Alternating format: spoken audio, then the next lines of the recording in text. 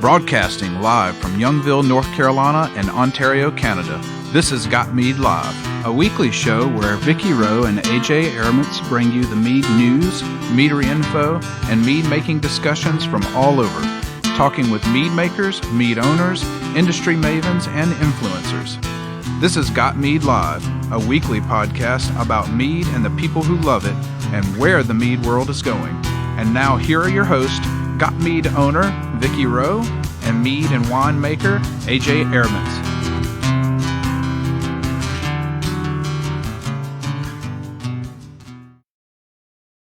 Welcome to Got Mead Live from the den of the puppies of the apocalypse in northern Michigan, the Bunny Pen in Ottawa, Canada, the palatial retirement estate in Minnesota where there's currently no snow, and from sunny Mexico, it's Got Mead Live. Welcome to the show. I want to thank all the folks who have renewed or signed up for a patron membership over the last couple of weeks. You are appreciated. That's how we can afford to do this. So, because they, for some reason, want us to give them money for their services. Can't understand why. Anyway, if you're not already a patron, we hope you'll consider it. It's only $30 a year. You get access to the patron boards in the Got Mead Forum and our patron Facebook group, as well as the award-winning recipes contained therein. If you want to become a patron, you can go to gotmead.com/community and you can create a free account there if you don't already have one. And if you would like to become a patron, you can upgrade once you have an account. So again, thank you to those of you who have signed up or renewed. To listen to us live, you can catch us on YouTube, Twitch, X or Twitter, depending on how you think of it, and Facebook on the Got Mead page, as well as Instagram now. And chat is part of the podcast in our new platform. So chat away from wherever you're watching. We'll see it. And all the links for where we're broadcasting live are on the show page. But for Twitch, it's twitch.tv/meadwench. X is x.com/realgotmead. And facebook.com/gotmead. Of course, our social media, as I said, is facebook.com/gotmead. And our group is facebook.com/groups/gotmead. On Twitter, we are, of course, at realgotmead. And if you want to send us comments, questions, ideas, criticisms, people you think we need to have on the show, you can go to gotmead.com, put your mouse over, but do not click Got Mead Live Radio Show. Click on the drop down. And that'll let you send an email that goes to all of us. And we just got Nathan questions. Oh, excellent. When he's late today, we're going to have to give him crap. Very late. Yeah. But still welcome. Yeah. Always. I want to shout out to our lovely sponsors, Honeybrook Craft Meadery, calling all mead lovers and adventure seekers. Look no further than Honeybrook Craft Meadery for your go-to destination for wonderful, light, and refreshing mead. With a location in Castle Rock, Colorado, and the new Garden Cottage experience coming this spring to Littleton, Colorado. Go to Honeybrook, HONNI, to review the tap list, upcoming events, and to order online. They do use Vino Shipper and ship to most places in the country. Well worth it. Their meat is very good. And if Kevin gets back out to Colorado to visit his daughter, then maybe he can go by the new location and let us know what it's like. I've actually seen the new location. Ah, okay. It's right across the street from the current location. Oh, I didn't realize. Okay, yeah. Well, that makes it easy, doesn't it? It does. And our newest sponsor, the Honey Jar, is crafting excellent mead requires excellent honey. Luckily, the Honey Jar is here to help. Since 2005, the Honey Jar has been supplying delicious, pure, raw honey in easy-to-handle 12-pound pails to hobbyist brewers around the United States. Visit us at thehoneyjarhome.com/gotmead. So, what are we drinking? I should amend, too, that Honeybrook actually has a whole nother physical location in a different town that's just to the north of where they are today. Oh, okay. So that they have two distinct locations, but they just expanded the original, and the tap room has gotten bigger as a consequence. So that's so cool. What I was referring to. At some point, I would those guys really are going love to gangbusters. They are. They yeah, really but they make are. amazing mead too. So Yeah. you know. So yeah, well worth giving them a try. Only well, seeing it. Okay, talking, somebody says we're only live on Twitch. Uh-oh. Yeah, Yeah, go ahead and say what you're drinking while I investigate. All right. So while you're figuring that out, Yeah. tonight for me, it's a dry piment called Willick from Rachel Lipman of Low Vineyards in Maryland. I managed to save a little from a judging round for Valkyrie's Horn and kept it for tonight's show. Local wildflower honey and Riesling grapes are the foundation for this mead. As advertised, it's dry, and it's drier than the typical dry mead, which means it's really more like a dry white wine. This is a food-friendly wine first and foremost. The Riesling comes through nicely with a light floral aroma and a quiet honey aromatic that's just enough to let you know it's there. The flavor is a direct match to the aroma with a pleasing acidity that invites another sip. Whether you're drinking this with broiled chicken or a cheesecake dessert, it's a pairing worth trying. Nice. Oh. AJ, what are you doing? What are you drinking? I have got the rest of that Odin's Skull that I started back when we were doing the judging show, and I'm just drinking it straight from the bottle because I'm a bore. Well, it keeps the bunny off of it, I guess. It keeps the bunny off of it because he's decided he likes mead. So yeah. Okay. Or things bunnies should a drunk have. bunny. No, we're not allowed that. We're not having a drunk bunny. It will be too bad. That sounds like a meme waiting to happen. Oh, yeah. I'm sure it is. How about you, Raul? Well, so I went to the supermarket and found this coffee-infused beer. Apparently, it's from a Thailand brewery. Supposedly, it's a lager. It kind of tastes like an amber lager, but I can't feel the coffee. But it's like very, very subtle, not super strong. It's kind of okay. Yeah. My daughter is in Thailand right now. Oh yeah, hell yeah! On her honeymoon. I wonder if nice. Run into that. Well, I have to. If they're big enough to export, maybe. Yeah, probably. She's there 6 or 8 months before Jackie gets there. That's where he's moving to. Oh right. Yeah. Ooh, nice. Yeah, we should get an update about Jackie's progress, actually. Yeah, we should probably get him back so that we can talk to him, since he's going to be taking his meadery basically out of the country, which is kind of cool. Right. But so Vicky, what are you the whole drinking? operation to Thailand? Yeah.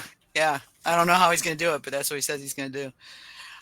Okay, so I had a stack of bottles sitting up on the counter like I usually do, and so I grabbed one, and I've got Crafted Artisan Meadery. They're in Mogadore, Ohio, and I've got their cinnamon bun, and it's hilarious because the label has got a picture of a guy with a man bun, and the bun is the cinnamon bun. So yeah, so he's got and he's like a total what are they, hipsters, I think? So he's got the plaid shirt and the axe over his shoulder, and then a bun on the back of his head. And he's got to have a beard too, right? Yeah, of course he does. Yeah, beard and mustache. Yeah, that's required. Yeah. So, but yeah, it's a lovely mead. I like pretty much everything I've had from Crafted Artisan has been great, but this one's it's really drinkable. Nice cinnamon, but it's very gentle, and got that honey aroma in there, and then the flavor again, it's lightly sweet. The cinnamon's well integrated. I've had this bottle for a couple of years, so it's kind of merged in some, but it's just really nice. It's toasty. So it's just soft, it's spicy, it's got a nice long flavor, and I'm gonna have to shut down X. Apparently, it's trying to talk. I can hear this voice in the back of my head, and I'm like, God. So yeah, it's really wonderful. It's a real easy drinker. It's it's nice mead. I really like it. I highly recommend it. For anybody who wants to get it, they do ship. Shipper, and it's craftedmead.com.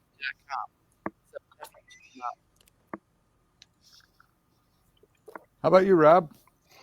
Well, I wasn't going to be drinking anything, but I knuckled under. Peer pressure is terrible. Peer pressure. So while y'all were all doing that, I slipped away from my headphones and poured a little bit of one of my mad scientist experiments. It's I'm in the middle of my lair right now, so it is I talked to you about this one earlier, Vicky, the other day. It is a bourbon soaked pecan praline mead. Ooh, that's I've already So- pushed him to add chocolate to that. It so. is, and I'm next time I do it, I'll try that. Maybe I'll do a side by side. It's I soaked pecans in Buffalo Trace bourbon to infuse the bourbon, so it's a fortified mead because I added the bourbon for the flavor. But it's got the honey. I forget what honey I used on it. Even I wrote it down somewhere. Just a wildflower, I think. But then I added some vanilla, back sweetened it with some brown sugar, and then added the pecan bourbon to taste to get it up to the level. I was shooting for a pecan pie, and it ended up tasting more like pecan pralines. So it's definitely a dessert mead. It's sweet, and you're not going to drink a lot of it, or you will meet the floor. But I do like the floor, so. yeah, but it is quite tasty. I'm definitely going to do this one again. And the best part was once I got done with the pecans, I cooked them to dry them out a little bit and then candied them. Oh, nice. Ooh, nice. Yeah, why waste them, right? That's what I sure. when I make like ginger cordials, so the ginger's been soaking in alcohol for a month and a half. I pull the ginger out, bag it, and stick it in the freezer, and it's going into ice cream and It's like I was literally on the verge. I had the garbage can open. I was about to throw God, the no, pecans yeah. in, No! and I was about to dump them in. I'm like, what am I doing? Surprised Jeanette didn't pop you one, yeah. Oh, well, she would have, because oh boy, they were good. Yeah, I bet. So did you cook the brown sugar at all, or did you just toss it in? No, I just threw it in. Okay. I was 'Cause just like pralines. I mean, the brown sugar in a praline is typically caramelized some more, right? So it gets actually, I want to I think I might have pochade the honey a little bit. Okay. Like I said, I wrote it all down, but I'll make it 2 or 3 more times before it's actually a recipe. And then it'll end up in one of the books. Maybe. Eventually. Yeah, why not? Yeah. Yeah, things I threw together in my basement. Yeah. No, it could just be like Rob Ratliff, mad mead scientist. Rob Ratliff. I brewed what? I like that. What did I put in this again? I brewed what? And you can have that look on your face. Oh God, that would be funny. I just look puzzled. Yeah. So for those of you who may not know, and if you don't by now, then you've been sleeping. You need to wake up and get with the program. Rob's been making mead for a long time. He's been, since 2006, and I've known Rob almost that long. And in fact, I think I have known you that long when you were the Sandman over on. I was. You were, because you were in Iraq, weren't you? I was in Kuwait at that time. Kuwait, I was in Iraq prior to that. But you recommended Ken's book. I did, yeah. And and he makes really great meads. He's won medals with these meads, and he's written 3 books of mead recipes. So the books are, if you don't have them, you should check, and there are links on the episode page if you don't feel like looking them up on Amazon. But the first one that I had the distinct honor of being able to edit was the Big Book of Mead Recipes. Second one is Let There Be Melomels, and the third one is Let There Be Session Meads. So, and these are all tested mead recipes. So Rob's made these meads. They wouldn't have ended up in there otherwise. Yeah, my liver doesn't thank me, but I sure do. Yeah, and I have to tell you that because Rob wouldn't. No, I wouldn't. You wouldn't, so... Yeah, I'm looking forward to trying the chai hulud. Yeah, that was another one I wanted to make. I had so many good chai meads that I just wanted to make my own and develop my own chai recipe blend. Yeah. So So Rob, when you're making these recipes for the book, obviously you're probably doing it multiple times, so you feel like you have it down pretty good. Yeah. Are you doing 1 gallon batches, 5 gallon batches? How are you managing that? Oh, recipe development is always I used to do 1 gallon batches, and all the time I spent overseas, I got used to 5 liter batches because it was easier to get 5 liter carboys. So it's just a little bit bigger. Yeah, 5 liter, 1 gallon. 5 liter batches is what I primarily do. You're not committing 5 gallons worth of investment. Right. Not to mention the fact that you now have to drink it. Honey ain't cheap. Yeah, give it away or something. Yes. Yeah. And That's kind of my problem right now. Is I mostly make 5-gallon batches, so yeah, I'm buried in mead. I mean, I say that, but I'm sitting here looking at 2 5-gallon carboys, 2 6-gallon carboys, and a 7-gallon carboy, and a 3-gallon carboy that are all full. Mm-hmm. And one of them is a sizer that I let the spices on too long, so it's in its 3rd year. It'll mellow out Played that eventually. game. Yeah. Well, Yeah, we've all played that. We've all been there. Yeah. Don't feel bad, because that's my cellar right now. Oh, times sure. 5. Yeah, I told him about it. He and I were talking on the phone yesterday, and I was like, "You should see Kevin's." I said, "You have to like exhale so that you can get." It's a little out of control. Yeah, I know. My wife, however, is I'm so blessed. She's so tolerant. I can't imagine anyone else that I was dating along the way that would have put up with what I'm doing these days. No, not a chance. So Well, I've got turning around. I've got about 20 5-liter carboys that are full of different things. Mm-hmm. Some just traditionals to try out different honeys, and some of them are like Vicky said, my chai hulud. Mm-hmm. I love that name. I mean, honestly, you could put dirt in it, and I drink it just for the name. You know? Mm-hmm. Honestly. Well, I've got the straight one and then the sizer base that I did both of them. They're both chai hulud to me, but the one that is the best one will be the one that keeps the name. Oh, and they're asking. Of Okay, course. so I think that's Rob Barnhart. Is Barnburner Rob Barnhart? Yes. Yep. Okay, that's what I thought. I hate that I don't know who they all are on I know. Twitch Please yet. put your own names in there. Yeah, well, no, it's just that I don't know their names on Twitch yet. But Right, he says, exactly. "Is the chai hulud blue like the water of life?" I said, that's not a bad idea, Rob. Right. You can throw Somebody's a Dune fan, obviously. Yeah, right. Yeah, obviously. You can throw some homage to butterfly Frank pea Herbert, blossom. but Yeah, you can throw some right, butterfly pea blossom in there, and then you'd have chai hulud, the water of life. I love it. Oh yeah. I guess I could blue it out. Yeah. I don't know. So all you got to do is pea flour, right? I don't play with that stuff. But that would do it. Yeah, butterfly pea blossom, and adds a yep, earthy note. Would it turn it blue? Yeah. Yep. Yeah, it would If you turn get it the blue. pH right, it'll turn blue. And it adds this kind of an earthy note, and that would work great in the sizer one if you think about it. It might. Probably. Yeah. Yeah. I'll Hey, lab, stop growling. Maybe I will. If y'all hear just saying, if y'all hear barking, it's just me and the pups tonight because John's out of town. So I will try to mute before they bark, but you never know. Nope, whenever I think of that one, I always remember just watching the movie where they're all like, chai hulud. Yeah. It always sounded like chai to me. So. It did, yeah. Yeah, that's cool. I like the idea. And all right, so I got to ask you, how many meads come about because you think of a name first? That was Sergio. Sergio does that. He'd come up with a name and work it backwards. I do that too. Absolutely. I got a long list of names, and I'm like, oh, that's such a great name. What is it made out of? Yeah. Right. That is a great question, and the answer in my case is 2. Oh no, really? Yeah, really, it's 2. Chai hulud and my pecan praline. Okay. Which I was going to call that pecan pie, but it just doesn't. It's more praline than pecan pie. Yeah. Wow.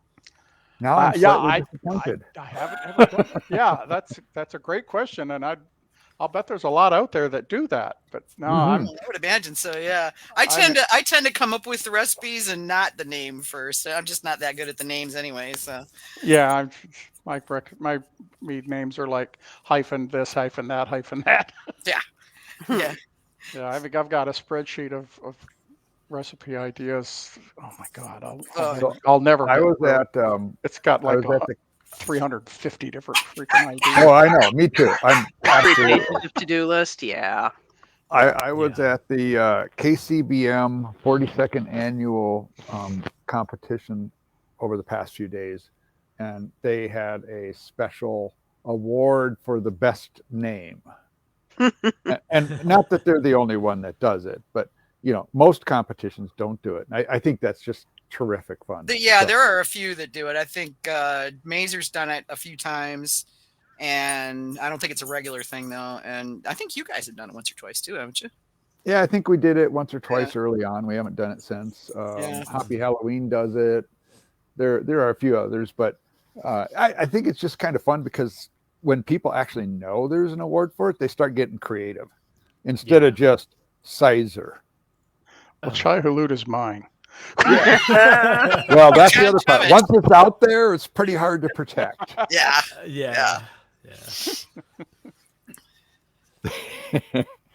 Oh boy. Yeah. But yeah, now Rob's retired, so he's got, he can garden and make mead and 14 months. And how's that working out for you? Not bored yet. And like other people who are retired, the question is, are you as busy as you were before you were retired? No, I'm not. No? No, Okay. I like to read a lot, always have. So I spend a lot of time just sitting reading in my backyard.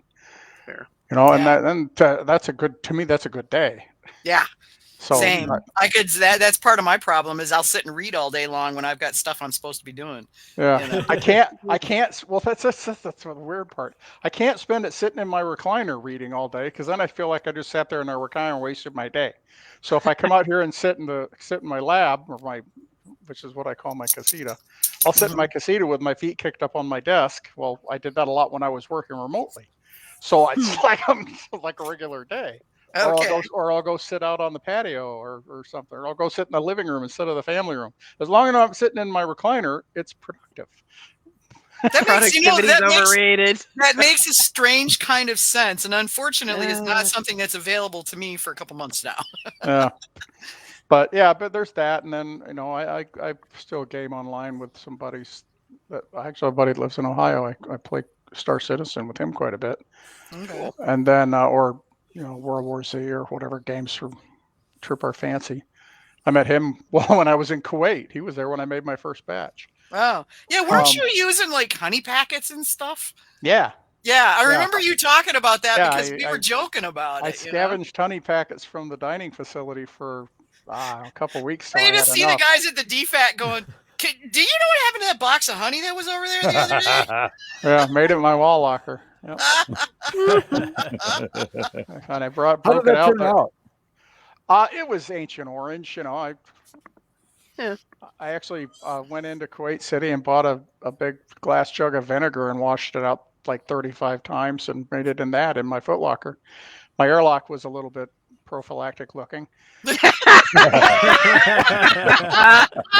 Well, one does what one has to do, Yeah. And I had a friend that made Welch's wine, and I had a buddy that tried to re-ferment non-alcoholic beer.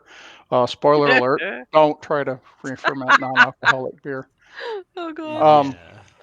But it was okay. Let me try this, and honestly, that was what got me interested in home brewing. Was my buddy that made Welch's wine, and he just used a 5-gallon plastic water jug.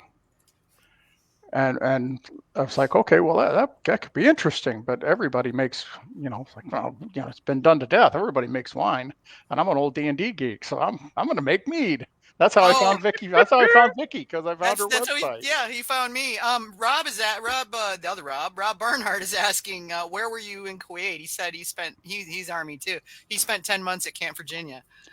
I started at Camp Virginia on my way to Iraq, in 2003.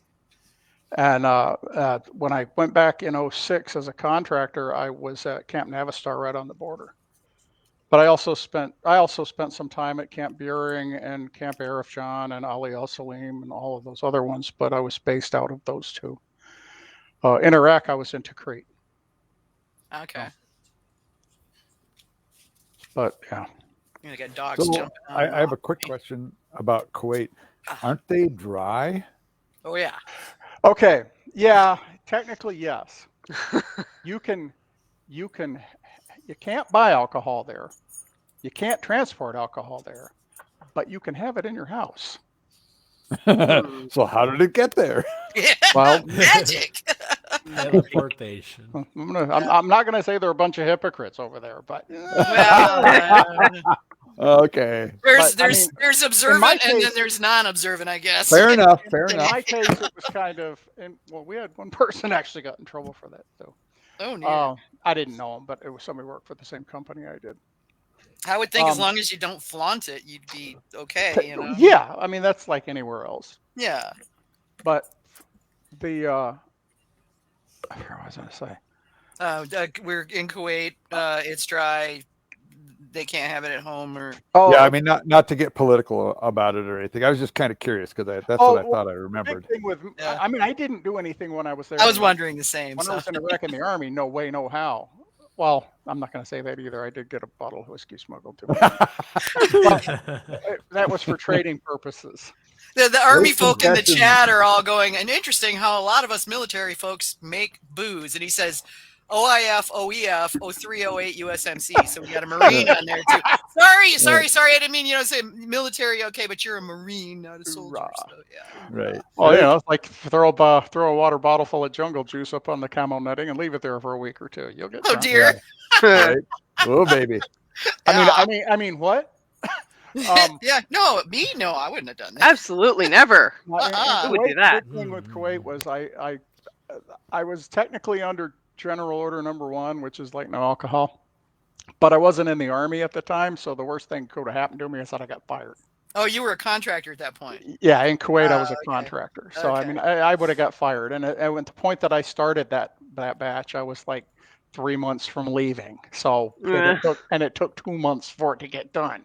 So I didn't tell anybody I was making it, and it was done. I siphoned it into little half-liter water bottles and got a couple buddies, and we had a cookout, and I broke these out, and they're like, "Oh, I didn't know you were doing this. Where did you get this?" Like, hey, man, if two people know a secret, it ain't a secret no more. I just had this mental image of you sitting there with a jar between your knees and squeezing out little packages of honey. It's just like, okay, that's 1, 10, 327, 400. Dude, it took a while. I mean, those things were like an ounce. So, yeah. Because there's like, a spoonful of honey in each of those things. Yeah, me and this basket full of frickin' honey packets and a pair of scissors. It took a while. I love these guys. Okay, so now all your military chums here are we got AJ, who's Stronghold? I'm not sure who Stronghold is, but they say never ever bury a jerry can and run a blow off tube out of it to control temperature. There you go. Yeah, I can see where that might be a problem. Carlos is on. Hey, Carlos. There's two big things about military people and booze. One is if we can't buy it, we'll find a way to make it. And the other one is we ain't right in the head. We'll get creative. Well, you got to do something, AKA honey packets. Because it's like, what do they say? Necessity is the mother of invention. Exactly. Yeah. Mm-hmm. And boredom is the mother of. Wonder what'll happen if I try this. You can't argue that. 90% of deployments are boredom.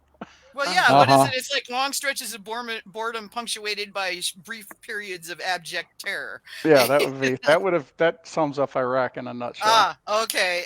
Stronghold Mead is American Stronghold Meadery. Okay, cool. Is this a real meadery? Is my next question. I'm going to go check. Yeah, I know, right? I've heard the name, but I haven't visited. Really, I have not. So. Yeah, well, I'm out there looking at mead names a lot more than you. So. Yep. Yeah, once I get caught up in all my chores, I'm gonna be. Keep the Mead Wiki updated. Yeah, exactly right. I gotta get the. Well, I've got. Actually, have Mead. I've got meadwiki.com. Oh, really? I would love to do a Mead Wiki, and I just didn't have. I don't have the time. So that would be such a lot of work. Yeah, right. That's why it's not done yet. Yeah. Well, I mean, you kind of have it at Got Mead already. Well, yeah, in a way, but this was the idea that came from Manny. Manny was like, "We need a wiki," And I was like, okie dokie. So I bought it, and then Manny got busy because he was going to be the one. He was going to build it out, and then he got busy, and I was busy, and Now he's moving to Spain. yeah. Oh, is it for real then? I'm not sure. Yeah, I know he's talking about it. So kids are growing. So give me an excuse to go to Spain. Hell yeah. I mean, copper right now, you know? Yeah. No, the meadery is a meadery, and I just don't know where they are, though. Doesn't say. Yeah, Fully I'm looking right operational, now. New Let's York see. based. Okay, so Stronghold Meadery, where y'all located? Oh, New York. Fully New York, operational, commercial, New York based. Awesome sauce. Cool. Next time I come up that way, then I'll check in with you guys if you're going to be anywhere near where I'm going. But you don't tell us where you are on your website. That's odd. I know. Yeah. Okay, I'm going to They slap make you on the hand. references to New York. Stronghold Me going to slap you on the hand. You Oi. know. Put in there so we know where the heck you are. Pretty basic. Okay. All right, Looks back to good. things. It says it in multiple locations. Yeah, but you got to like actually read. Oh, what was you? Read. God damn it, people. Yeah, right. Oh, Rob's Manny Mead's almost ready. Yeah, we gotta get those collected so that we can bring Manny back on and do the Manny Meads. Have For we those of dropped the you- ball on that or what? Well, we have, because a lot of people just never quite got to doing it, and they're I finally. know it's not really our fault, but Yeah, we also share some of the blame.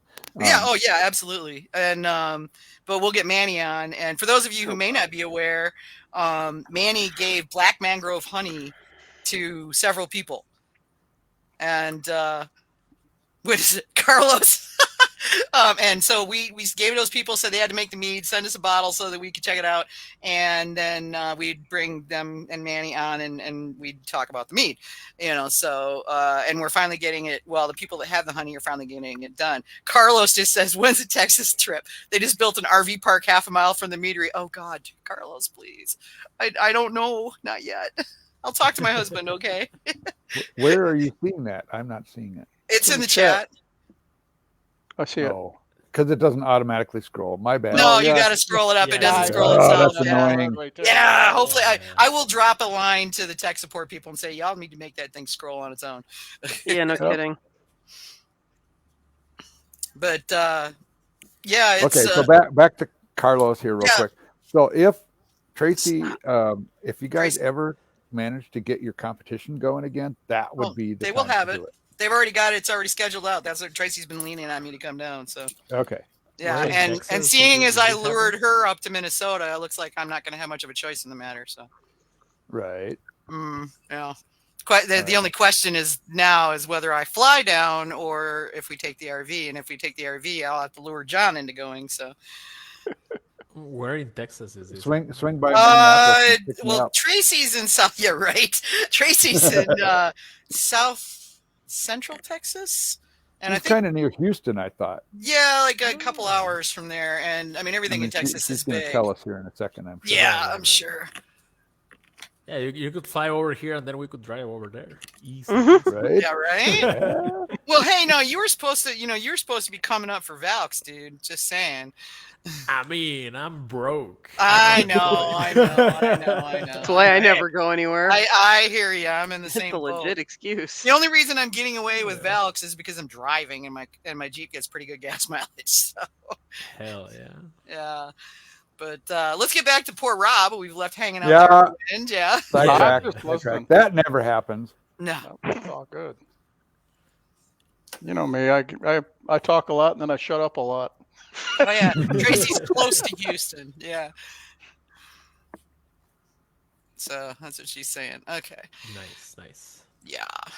Well, all I can say is it's always so much fun to get together with people to share. You learn, you enjoy, you have a good time. I mean, that's the best part of life, is getting together with people and having a good time. Yeah. Definitely. And it's funny because I can go, like weeks without really seeing much of anybody except the people I see in the grocery store or whatever. And then, I'm super excited to when I get to go, hey, I'm, going up to Minnesota and I get to see all these people that I haven't seen in ages. And, Mhm. a lot of you guys I never see except at the comps. So, Right. Mhm. It's a Or great yeah. opportunity. Yeah. Speaking of which, we'll have to see how many we can lure down to Indiana for Sugar Belt. And no, we're not going to stay at that place we stayed at before. Oh my God, no. I still have a scar. I know. Jeez. I still have nightmares once in a while. I need to get a schedule of these comps. You need a Yeah. schedule? Yeah. Well, the simplest way to do that is to go to the American Homebrewers Association and just put in a search for registered competitions. It'll take you to the BJCP registration, and anybody who has registered a competition will be there. Cool. And we're talking hundreds of competitions. Oh, yeah. Obviously, most of them are going to be beer. Some will have beer, mead, cider. And then there's, a handful of mead only competitions. There's not a whole lot of them, but there's about 8, I think, around the country. Yeah, well, there's Domrus, there's Valks, there's Mead Free or Die died. There's Michigan, Valhalla, Michigan Mead Cup, Mead Cup. The St. Louis one St. that just started Louis. last year is new, Yeah. and then Orpheus, Orpheus, that's 6. which is kind of an oddball competition in some ways. Yeah, I'd like to State hit up Fairs. Michigan Mead Cup. That'd be a good one. Yeah, Yeah, well, that's and a then good one. Rob, that's only like 4 or 5 hours for me. You come up, stay here, and we'll just go. Right? Yeah. Well, Michigan Mead Cup is a one-day. I've got family that lives in Dexter still. Oh, that's right. I forgot you still got Ken up there. Yeah, it's a one-day competition, so you come on up and do some other stuff, and then hit them for a day.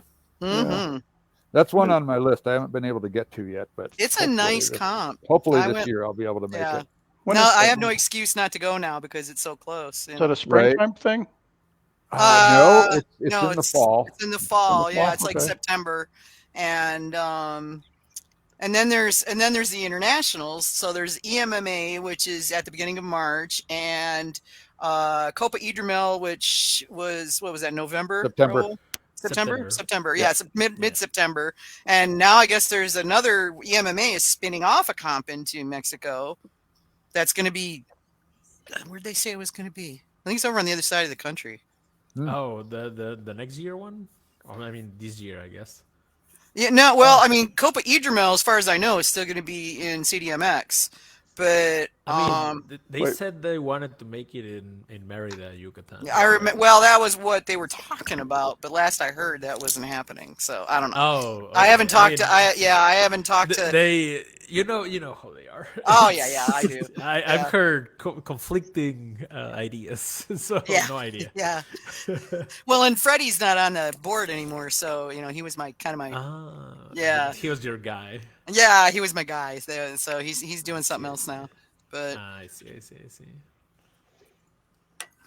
oh, and Tracy says if I hear something, I'll let you know. Yeah, do please. Tracy says they're working on the Texas Mead Cup, and they'll be updating soon. So. Oh hell yeah! So yeah, there's like 8 or 9 decent sized mead only comps. I'll have to And do then a all whole those crap someday. load of comps that have mead as a category and have There's one other we subcategories. forgot to mention. Oh, which one did we miss? The one in Oklahoma. Oh yeah, Mead Stampede. Mead Stampede. Yeah. It's fairly big now. It's a beginner friendly mead competition. So, for a lot of the new folks who are interested in, hey, I need a recipe for this. Rob, can you give me one? That's a good one to enter. If you're getting started, they do a pretty good job. It's fairly big. I want to say they had like 220 entries or something like that last year, if I remember right. I'm not sure. I'd have to go look. But yeah, so that's another option. That one is right around July 4th, which is a slight drawback because July is kind of a rough time to be sending mead anywhere in the country. But other than that, and then of course you have all the family competition for 4th of July. So there's that. But yeah, that's a good option. Looks like Michigan Mead Cup might be in July. Is that what they said in the chat? Well, yeah, that's what Rob is saying. And I know they were talking about moving their date, but I hadn't heard a final, so I don't know. I'll find out. I might be on a cruise. Well, anyway, yeah. If I'm fun to get available, I together might with those things. happen to show up to that. Yeah. I might be in Europe. I got to check my calendar. Retirement thing. It's a lot of fun to to meet people at these kind of events when all you've ever done is exchange notes with them through the internet or had some sort of a Zoom call or something like this. It's fun to meet people face to face, I think. Oh yeah. Well, I still remember the first time I met Vicky. And Ken and Pete. I'm a little afraid to ask. In what way? Meads. I was walking into Meads and she was out front pacing back and forth on the phone talking to somebody, and I was just happened to be walking by when she got off the phone, and her tone of her voice, I think I had talked to her before then on the phone, and I was just like, Vicky.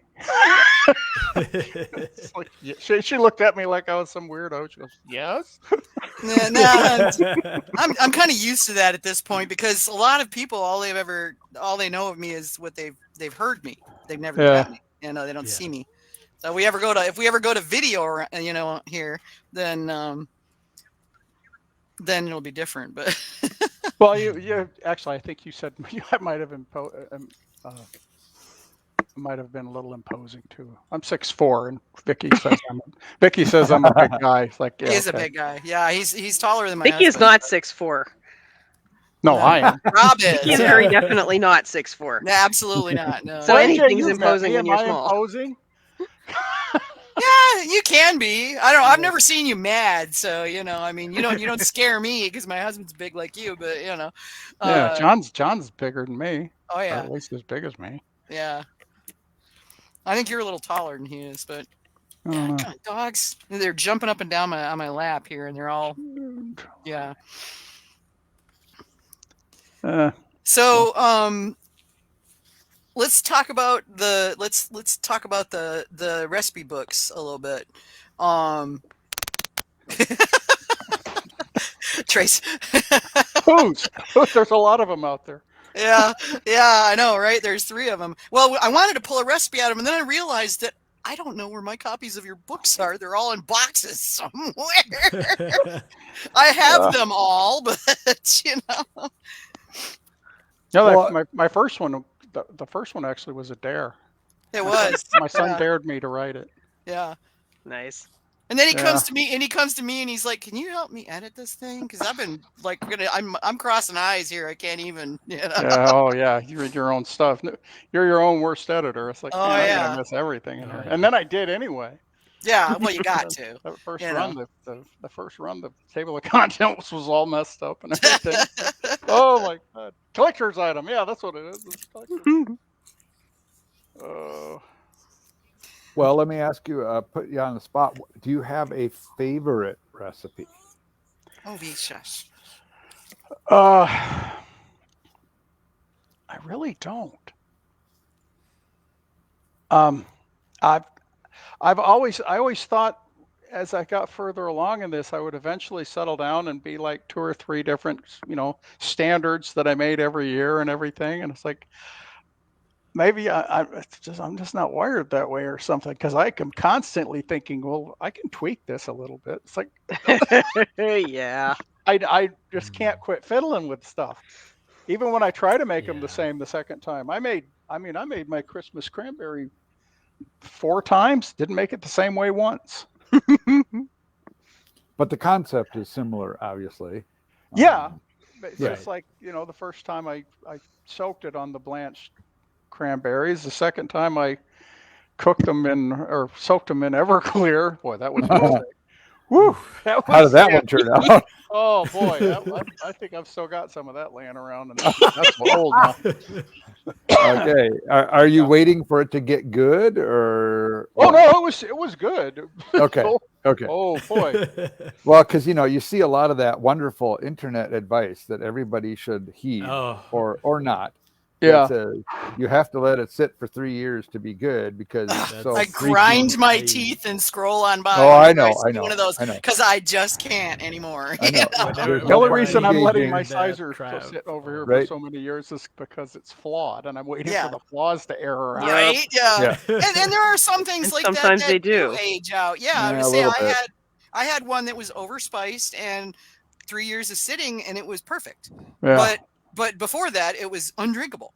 Right. Yep. Yep, and I've got one that's going on a decade of being too bitter from the tannins from the high bush cranberries. Yeah. Oh yeah. Well, I had Really I neat had taste. one I made that was just not great. It wasn't undrinkable, but it was bad. And I didn't want to. I had 5 gallons of it, and I didn't want to throw it out. It was. I think it was. It was. I over oaked it. I was using oak. I was brand new to using oak cubes, and I threw too much oak in it. And it was just like, oh my god, it's like drinking a tree. So Chateau plywood. Chateau plywood. Yeah. Yeah, Mhm. yeah. I remember I threw about 10 pounds of blueberries into it, let them sit for a month or two, and then just put it away. Yep. That's the nice thing though, is oak does age out. And Yeah. I had. I can never recreate it because it No. was a recovered screw up, and Yeah. that's my favorite mead. But my I wife know. says it's my wife's favorite mead I've ever made. My strawberry oak orange blueberry. mead was, and I had an orange blossom traditional that fizzled, and I could not get it to restart, so it was far too sweet. It was cloying. And then the strawberry, for whatever reason, the yeast decided to. The temperatures jumped. North Carolina, we went from like 40 in the morning to 90 by the end of the day, and I'll do it. and I didn't have the air turned on, and so the mead just went zzz and burned right down to dry. And you can't, strawberry flat dry just does not work. So I'm like, crap. So I've got like 5 gallons of this and 5 gallons of that. I'm like, what am I going to do? Oh, hell with it. I'll mix them together. Best mead I ever had. Oh yeah. Best mead Blending is I a made, beautiful thing. Yeah, and blending worked out perfectly, but I could never duplicate it, Mhm. Yeah. So, So I think think I've probably got a bottle of that laying around somewhere. that's worth discussing in more depth. I think just the blending thing. We should probably just do a show on blending. We should, yeah. Right. Mhm. I know, like for me, I hadn't been doing this, but over the last 6 months, I started making meads at opposite ends of the spectrum, specifically for the purpose of having it available to blend into something else when I want it. Yeah, that's It fair. gives you a lot of control, and that's a really valuable thing, when you're trying to hit a specific flavor profile. Right. Yeah. Well, and I Probably know. also helps like when you're not Robert's- aiming for a specific flavor profile, but trying to salvage something that didn't work out the way you intended. Yeah, I Right. suppose that's true too. That's the good part yeah. of the blending. So Mhm. for those of the folks that are out there, I mean, I think it's well worth make a one, if you're doing 1 gallon batches, make one big sweet mead with a honey that you like, make a dry mead with the same honey, and Mhm. just put them aside. You've got it available when you need to dry something out, or if it got too hot, make a session mead. Make an alcoholic one that you can blend into something that's not quite where you need it to be. It's a great tool. Mm. Yeah, in my early days, I actually made a bunch of different batches of generic stuff just to add for when I was topping off my carboys when they were low after racking. Right. Yeah. I've done that too. Actually, that's another good idea. Yeah.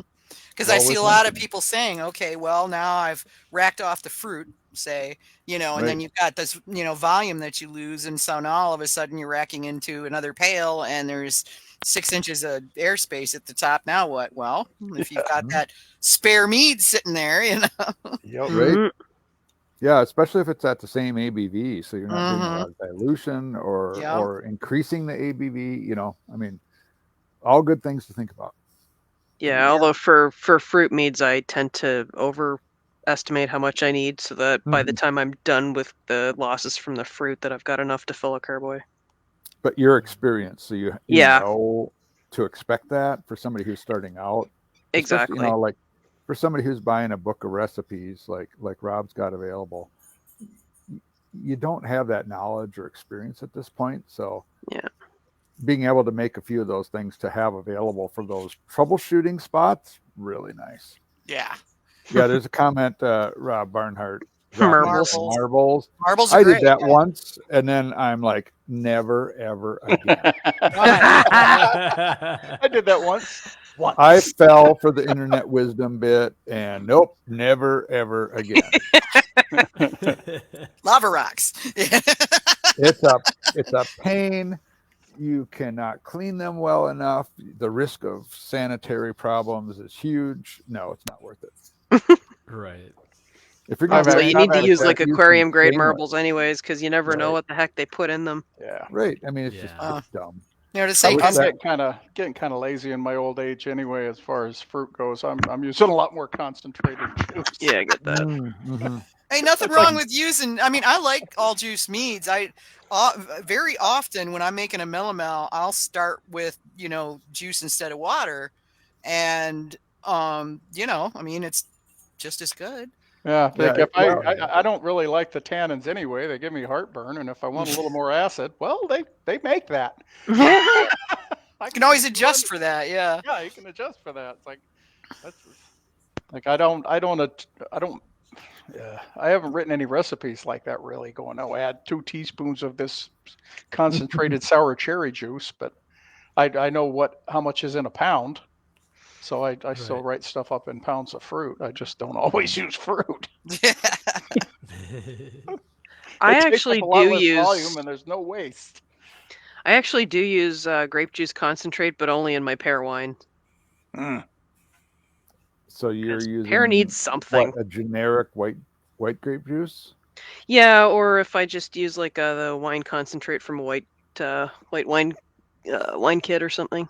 Mm-hmm. That's Or all. raisins. I've used raisins before too, but they're not for nutrients. I knew somebody would mention that. What? Not for nutrients? Oh, What do Raul you doesn't mean by know. No, I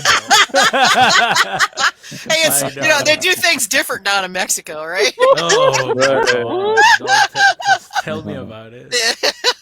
You know what At though? some Raisins point, are somebody great thought- for flavor and body. At some point, Right. somebody thought that since grapes are a complete food for yeast and you don't necessarily need to add anything, that raisins were the equivalent to yeast nutrients. It has been proven many, many times that they are in fact not.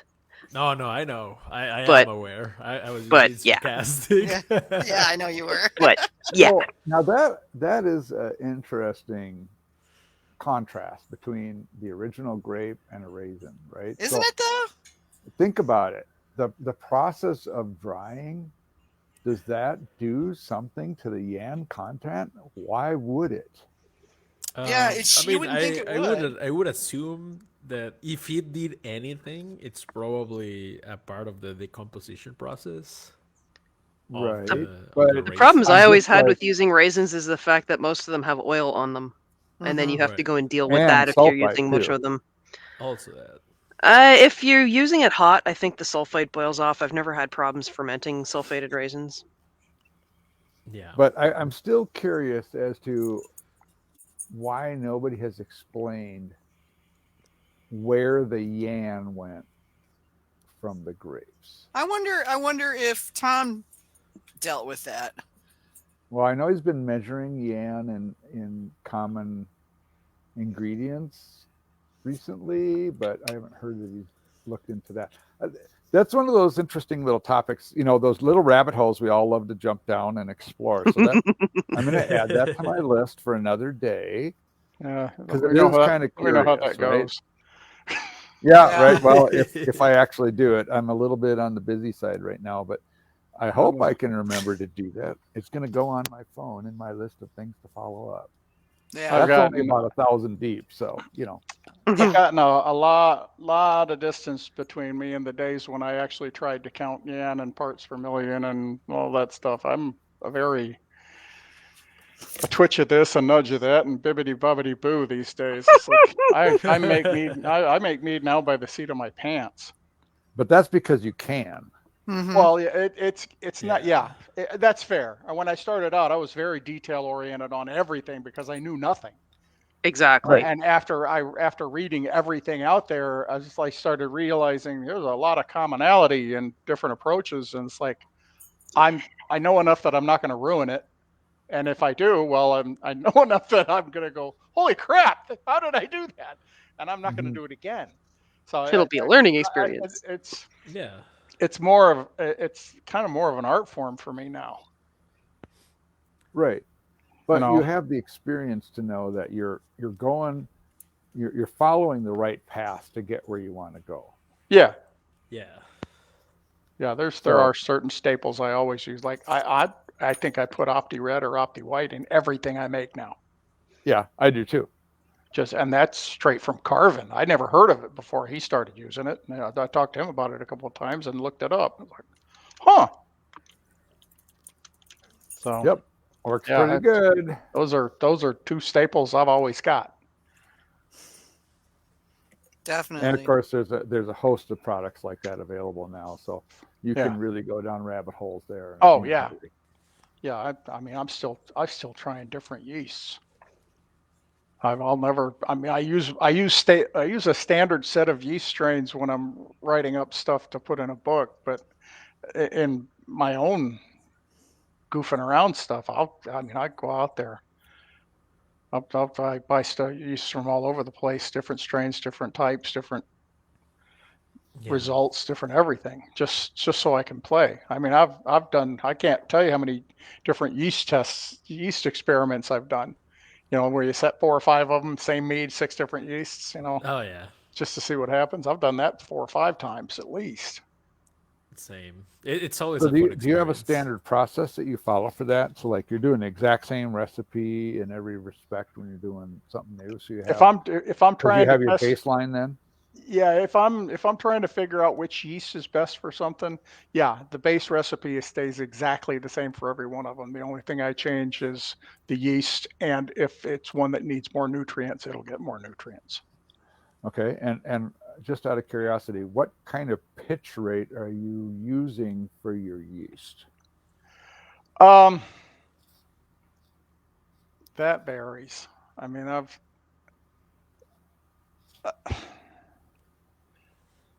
I know I only need like basically a gram per gallon, but I get lazy sometimes and I'll throw in half a packet. Or Okay. I won't like how it's rehydrating, so I'll add some more. All right. Like I said, a whole lot of seed in my So pan. you are at least you're following a rehydration protocol then. Oh yeah, I absolutely follow rehydration. Okay. Well, not everybody does. So that Yeah. I mean, I that whole pitch and pray mentality from the beginning when I first started, just throw it on top and it'll be fine. I don't do that anymore. okay. I mean, I it does haven't done work. I haven't done that for a decade. Yeah, I know it works, but sometimes it doesn't. Yeah. Right. It doesn't And you work don't as well. And when do you know? And how well did it Right. work? Exactly. So Yeah, I yeah. absolutely use rehydration protocols, and I see them. Okay, yep, this is definitely good. Pour it in, because I've run across batches where 5-gallon batches where I did not let it rehydrate enough, and I ended up God, I had 3 bad packets of yeast in a row. Oof. So that I mean, I've sucks. got. What is it? 10 grams in a pack? At like 30 Yeah, grams 8 to of yeast. 10 typically. Yeah. Thank God it was like 30 grams of yeast, but at least it was a 5-gallon batch. I mean, it turned out I finally got one that caught, but I shorted the heck out of it on nutrients after that because all that dead yeast in there is good.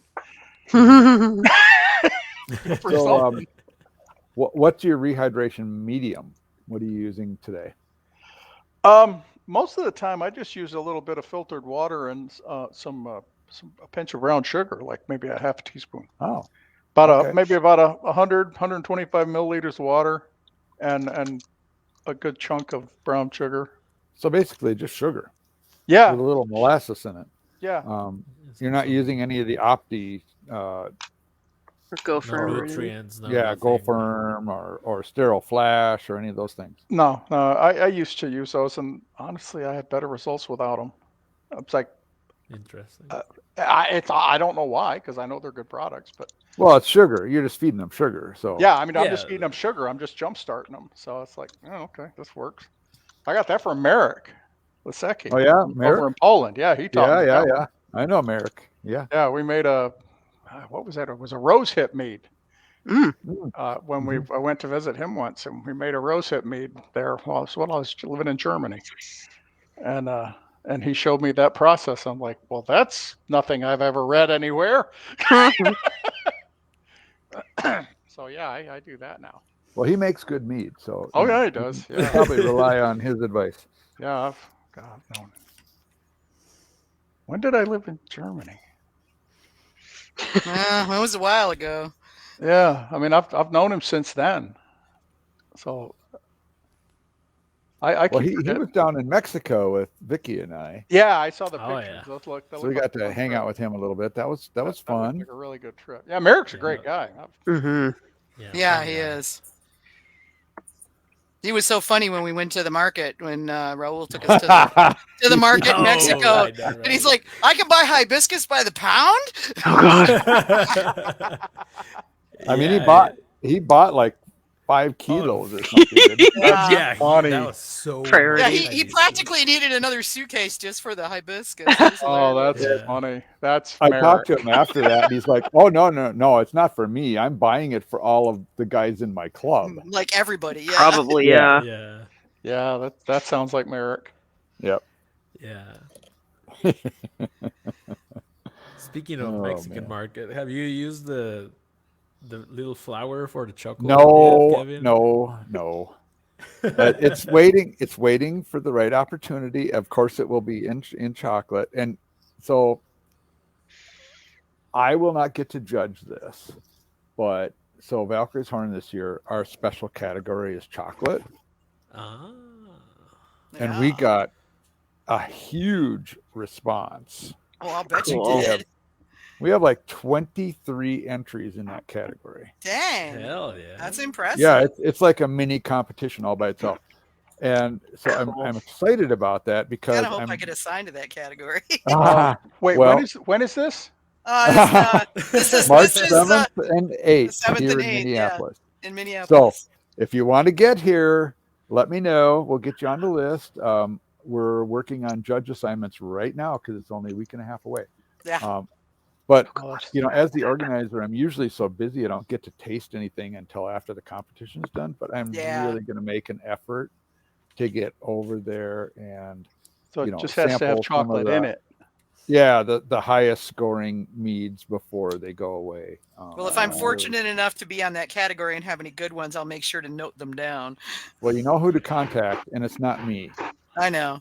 I do Known not about that. influence the judges. Oh, I know. No, I'll go where they tell me to go. I let the judge assigner guys do what they got to do. I mean, that's Yep. It's not for me to ask. I always feel silly asking. And basically, when I mark my judge thing, I mark out the categories I know I'm not that good at. Like braggots is not one of my top capables. I can do it, but only if I'm with with another judge who's very good with braggots. I mean, I'm just average with them, and so I don't want the people competing to have somebody less than they could. Sure. It's but not I'm fair. excited about that category. I think it's going to be really cool. And yeah, I'm hoping to taste a few things off of that table. That would be nice. I'm already starting to pack my mead boxes because hey, I leave next Wednesday. Yeah, mine are packed. Send me some deets on that. Okay. Yeah, no okay. problem. Yeah, I'll shoot you over. It's Valkyrie's Horn, valkyrieshorn.com, Kevin. That's the publicity site, yes, and it'll get you to where you want to go. And that'll take it over to the comp itself. But yeah, I mean, Rob, I like pepper meads too, so you know. Oh yeah, capsicumels are a hoot. Well, we don't have that as a special category this year. We did a few years ago, and that was the other one that got like 24 meads in it. Rob is on the chat going, Vicky likes to judge the pepper meads. Yeah, well, yeah, Vicky likes the really hot one. No, yeah, not the really hot ones. The hotter the better. I want to rip my face off. I had a melt your face off one at the Mazer one year, and oh my god, it was. I mean, and we had a pepperhead on the board. He was one of the staff, and so I made sure to note it down after I got done putting my face back on, and because literally it was just like, it was like salsa. Yeah. Oh god, no, dude, it was way beyond salsa. This was like ghost pepper level. This stuff was straight up ghost pepper. We had a really right? spicy one not in a the pepperhead. Mexican competition too. No, not a pepperhead. Chipotle is about as far as I can go. And Chipotle, Serrano, jalapeno, Right. I'm okay with, but I prefer Chipotle just because you get that smoky thing. Jalapeno to me, and they're not as hot. they're not as hot. And to me, jalapeno is not too hot, but the green flavor that you get from jalapeno, I just don't really. Right. It's just not my big thing. Oh, really? Better. I love really good I love smoked the chili. green pepper flavor. Yes, yeah, I'm It's not. not in my coffee. Yeah, it's No. just not my. Your coffee? Not in your coffee. I had a When really you good smoked ferment chili coffee pepper mead. beans, they taste like green pepper. Yeah. Mhm.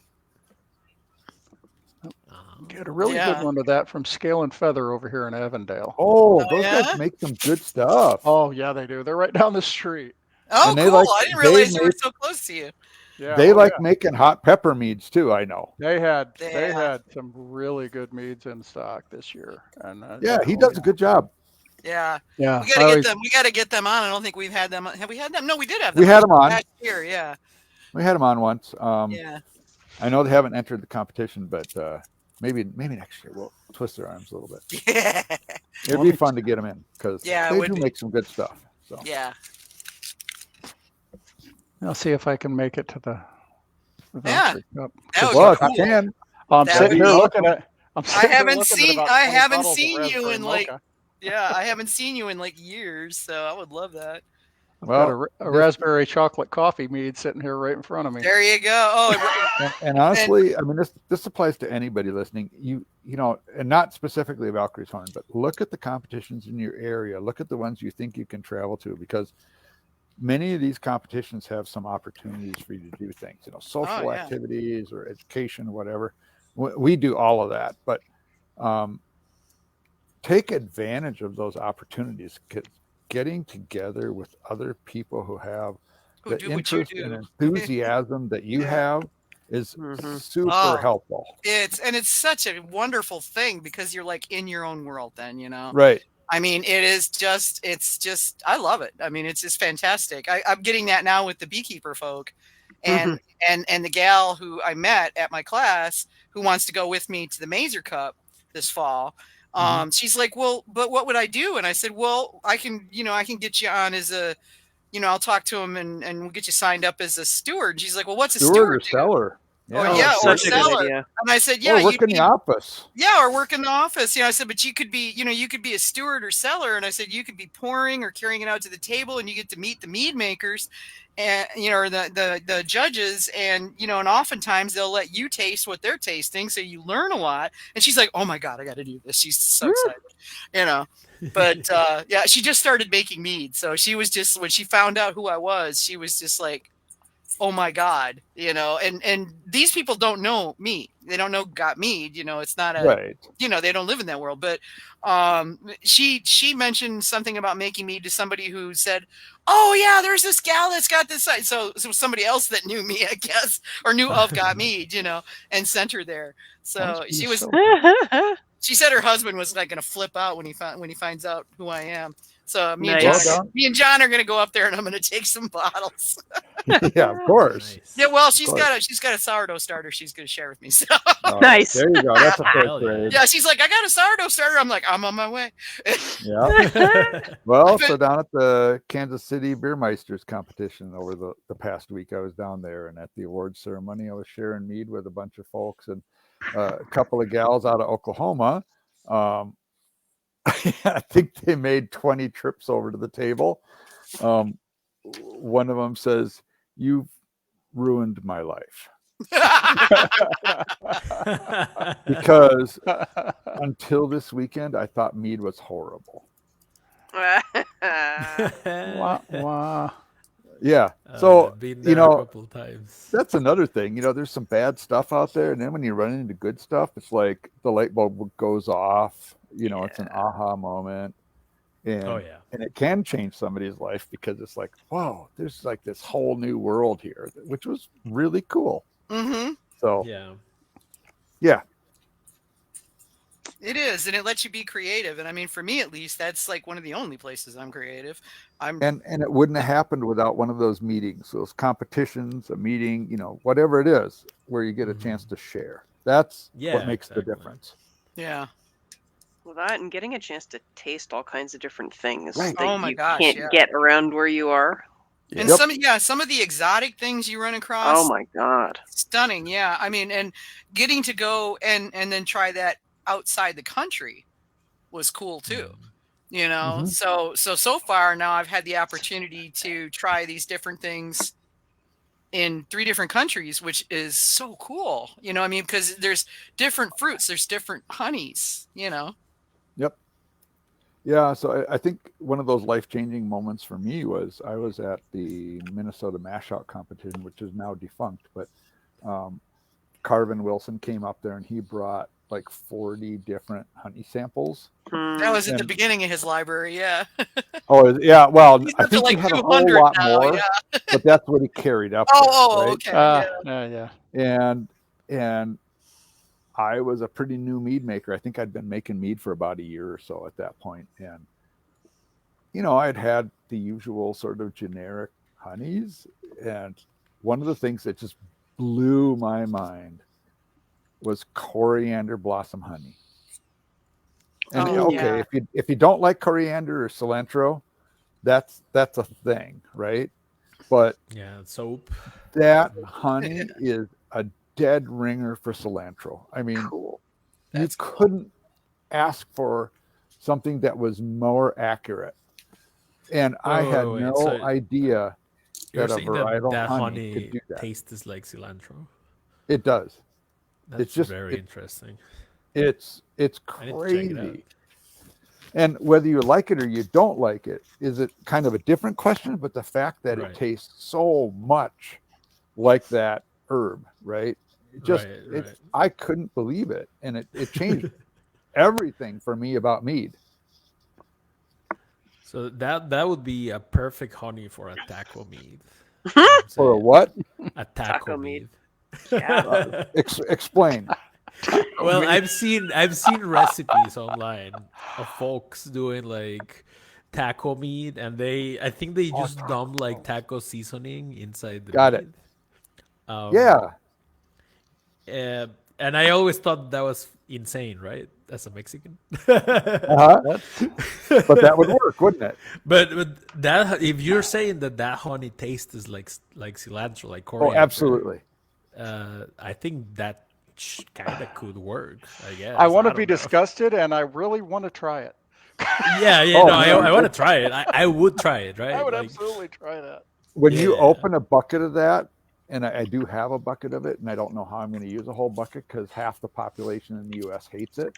But when you open a bucket of that stuff, the whole room smells like cilantro. Oh my God. Is it Dang. that strong? Holy It's smokes. that strong, yes. See, Raul, you ought to That's be a doing lot. something with that. I mean, cilantro shows up in so much. I mean, we use it for everything here. Yeah, right. Right. That's what I'm saying. You need to like totally, capitalize on that. I will I'm send gonna you look around. I'll couple try of to pounds. see. Yeah, You need to put your mailing address in our I can. Yeah, I can. team I can chat. give Yeah, you- so that because I've got a book to send you too. So Oh hell yeah! yeah. So Yeah, I'll but- send you some. Sure. Yeah, I it's crazy. I made a Belgian wit style braggot, and instead of using spices, I used cilantro honey. That's cool. Oh my Coriander. God. that would work. It worked. It worked really well. Rob, have you worked with that one? With cilantro honey? Yeah. Or coriander. Coriander, yeah. coriander. coriander. Honey, I have not, but I would. I love coriander. yeah. Yeah. Actually, Like I that said, would though, half the that would be- population hates it, but see, you know, and that's Well, that's because they've got the soap gene, right, right. Yeah. I do You not should- like soap gene. Now, interesting honeys though. So one of the beekeepers at my class last weekend has fields of lavender, Ooh. and he's like, so could you make mead with lavender honey? I said, oh yeah. I said, oh God, yeah, you could make an amazing God. mead with it. And he's like, Sign me really? up. So yeah, I'm gonna end up having to teach a mead making class, I think. See, that's the one that's the one that would taste like soap to me. Yeah, well, if you get too much of it, it would. Yeah. Because people associate the lavender smell with, soap and, With soap. Yeah. and hand cream and whatnot.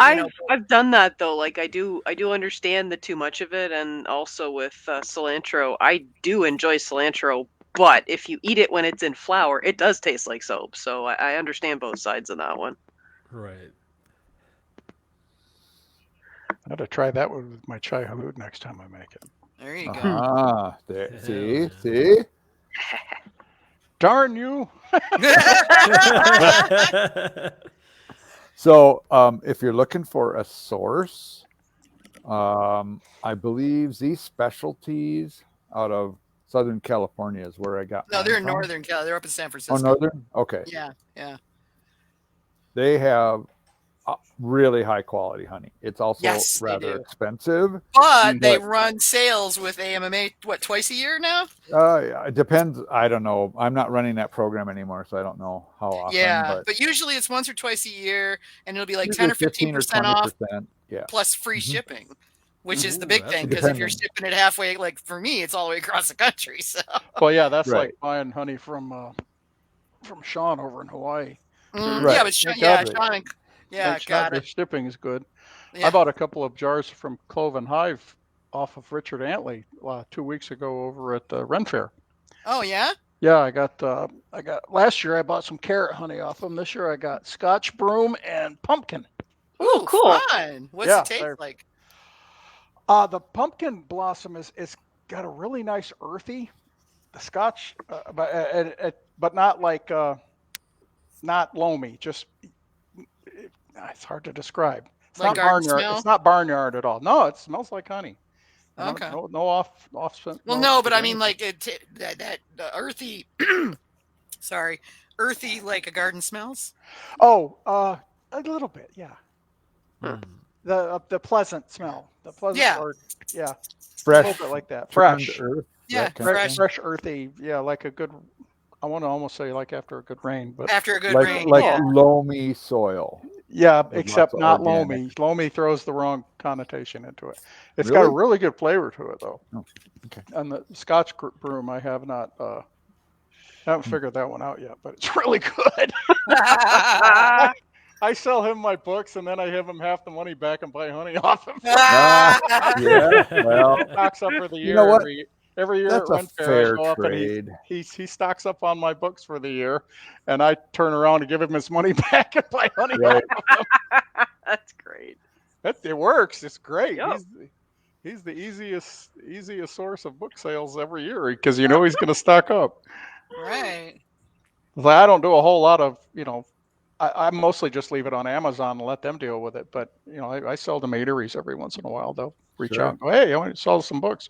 Yeah, I sell them discounted for that. And then they're all autographed because anything Yeah. goes through my hands, I sign.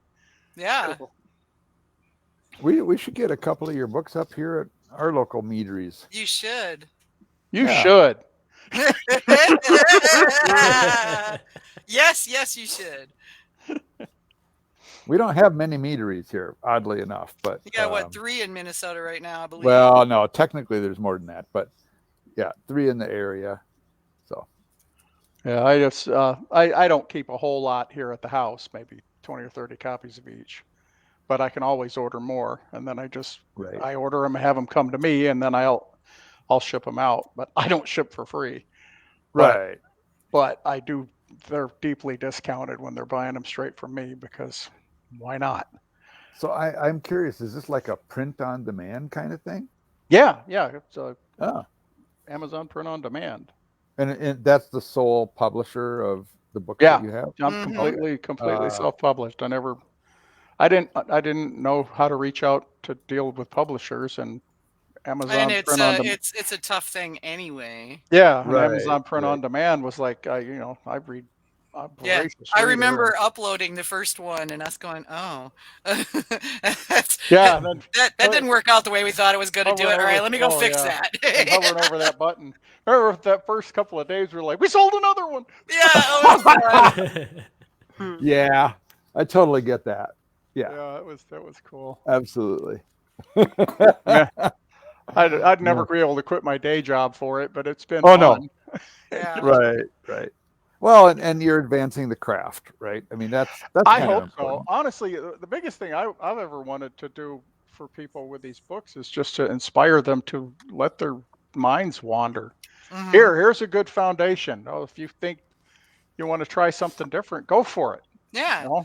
Well, and the wonderful thing is like the number one question that we get, that we see in the groups, that I get on Got Me, that it's I need a recipe. Give me a recipe for X. Do you and have? they're always, do you have a recipe for blah, blah, blah? Or somebody will go, oh, wow, I just finished my, strawberry orange blossom pecan mead. And they're like, oh my God, how'd you make that? Tell me the recipe. So, and I get that, it's, people need that, especially when you're first, getting First year or started. two. Yeah. It's really handy to have. God knows I depended on them pretty heavily, and I still go by my recipes because I'll go back and say, all right, I want to make this one again. I do that. Yeah. I do that all the time. That's why thankfully I've got some good books on my shelf. Right, yeah. You've got some books that actually have those in there, yeah. Actually, how did I do this again? Here, let me get that book down. Was that in Melomels or was that in the Well, it's like I got that whole Polish section in the Melomels book, and it's like I go back and reread that section all the time. Like I was like, how did I do that? Oh, okay, yeah, I remember that now. Yeah, it's fun to have instant reference, and it's kind of funny to be referencing your own work. How many batches of mead do you think you've made at this point? And I realize they're mostly 1 gallon, but what do you think?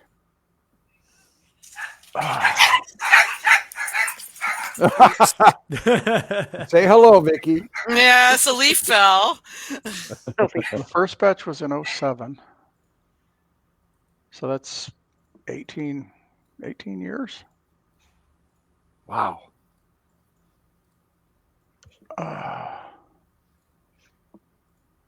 Wow, I never really thought about that before. Oh, good Lord. I'm sorry. I keep asking you these questions that you don't quite know how to answer. Well, no, I mean it's a good question and it's very fair. I just haven't thought about the numbers. Okay. I don't 500 or 600, 800. I don't think I haven't topped 1,000. Okay. But yeah, it's several hundred easily. On the far end of 5. Mm-hmm. Well, what's the definition of an expert, right? 10,000 repetitions or something like that. Isn't that what the conventional wisdom says? 10,000. So you're. I think that's what they say. I don't think I'm going to get there. Yeah, probably not with this kind of thing. But my chemistry prof told me that an expert is and has been, and a spurt is a drip under pressure. So that's what I think. Okay. But you're well on the way, I think, especially in this area, right? Where you honestly, in a lifetime, it's hard to do 10,000, right? For this kind of thing, it's not like you're shooting baskets. No, but I mean, I'm 100% of the way to this point. I've been standing on the shoulders of giants, man. Well, right. I mean, I've known Ken Shrem almost as long as I knew Vicky. I've known Carvin. Carvin lives 20 miles from here. You got Pete. You got man, everybody from Colorado. Mm-hmm. Then there's AJ. And of course, this community though is quite supportive. I've picked the brains of everybody in the community at one point or another. So I mean, that's one of the reasons Vicky picks on me a lot, because she says I don't give myself enough credit. It's like I didn't generate any of this. I've just been parroting everything I've learned from everyone else. Mm-hmm. I mean, some of the recipe ideas, yeah, sure. Some of those, a lot of those are my own brain going off on different tangents, but they didn't start there. They started if I had to pick a favorite recipe out of everything, it would probably be my Christmas cranberry. And that recipe was man, I picked on Pete for that. I got at least one of the guys up in Colorado. I bugged Vicky about it. Mm-hmm. I mean, I was asking for input on this thing from everybody. I asked what could go with this? What could go with that? What spice could I add here? I mean, Pete probably was getting tired of me for a while. Pete Bakulik. Okay. Maybe considering that's one of the things that you've come back to over and over, your Christmas cranberry, maybe give us a quick rundown on that for people who are listening to the show that are kind of new and looking for some recipe advice or inspiration. Well, that was shoot. I actually don't have a copy of my first book up here. I've got 2 and 3. Now, where did that book go? The other ones are in the house. That started around Christmas time. The origin of that one was Vicky started up a Christmas recipe competition on the Got Mead site. Uh-huh. And people started posting these recipes they were making up for a cranberry mead. And my wife makes this killer cranberry relish every year at Christmas time with, apples and walnuts and maple and cranberries. And a lot of my stuff is, I do a whole lot of mental tasting. I kind of imagine what it's going to taste like. I do that too. I can think in flavors. Right. And as soon as I saw that contest poke up there, I was like, I'm gonna make a recipe for that using my wife Jeanette's cranberry relish recipe. So yeah, I blanched the raspberries and got maple syrup and walnuts and the apple juice, and I was okay. And then I just made it up on the spot. The secondary, I back sweetened with the maple syrup and everything, and I won that competition too. I believe I got the most votes. Nice. So wait, how do you get votes in that deal? Well, that was everybody posted their recipes on the website, and Vicky had a little poll at the end of which one did you like best. Mm-hmm. And I think I won by about 5 or 10 votes. Okay. Cool. Interesting. I mean, it was bragging rights. Way before my time, I'm afraid. But yeah, that's cool. That's cool. Yeah, I mean, that was just converting a relish, a cranberry relish that I really liked over into a recipe. I was like, well, this could be good. And I tried not to make it too sweet because I wanted a little bit of tartness to it from the cranberries and everything. Goes real well with turkey. I bet. So that's another whole topic, and of course, I think it's Laura Angiotti, right, who kind of did the whole the mead historian. Pairing. Yeah. Oh, is she the one who did the mead pairing, or is that? No, Laura Angiotti is the mead historian. Okay, my mistake. Was Chrissy. Chrissy. Chrissy Manafort. That's right. The art of mead tasting and food pairing. Mm-hmm. Right. Yeah, that was Christy. Right. Something else to think about, right?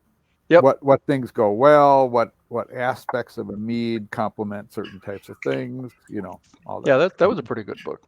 Yeah. Right. Yeah. Yeah, I haven't looked at that one in a while, but yeah, it's worth going back to as well. Yeah. Apparently the Daily Deer came by late tonight. The what? The Daily Deer. There is a deer superhighway that apparently goes right through my front yard. Right, and so the doggies are all having a great time in front of the big picture windows in the living room. Yeah. Uh-huh. So yeah, they're all up on their little love seat right now, barking their full heads off. So. Mm-hmm.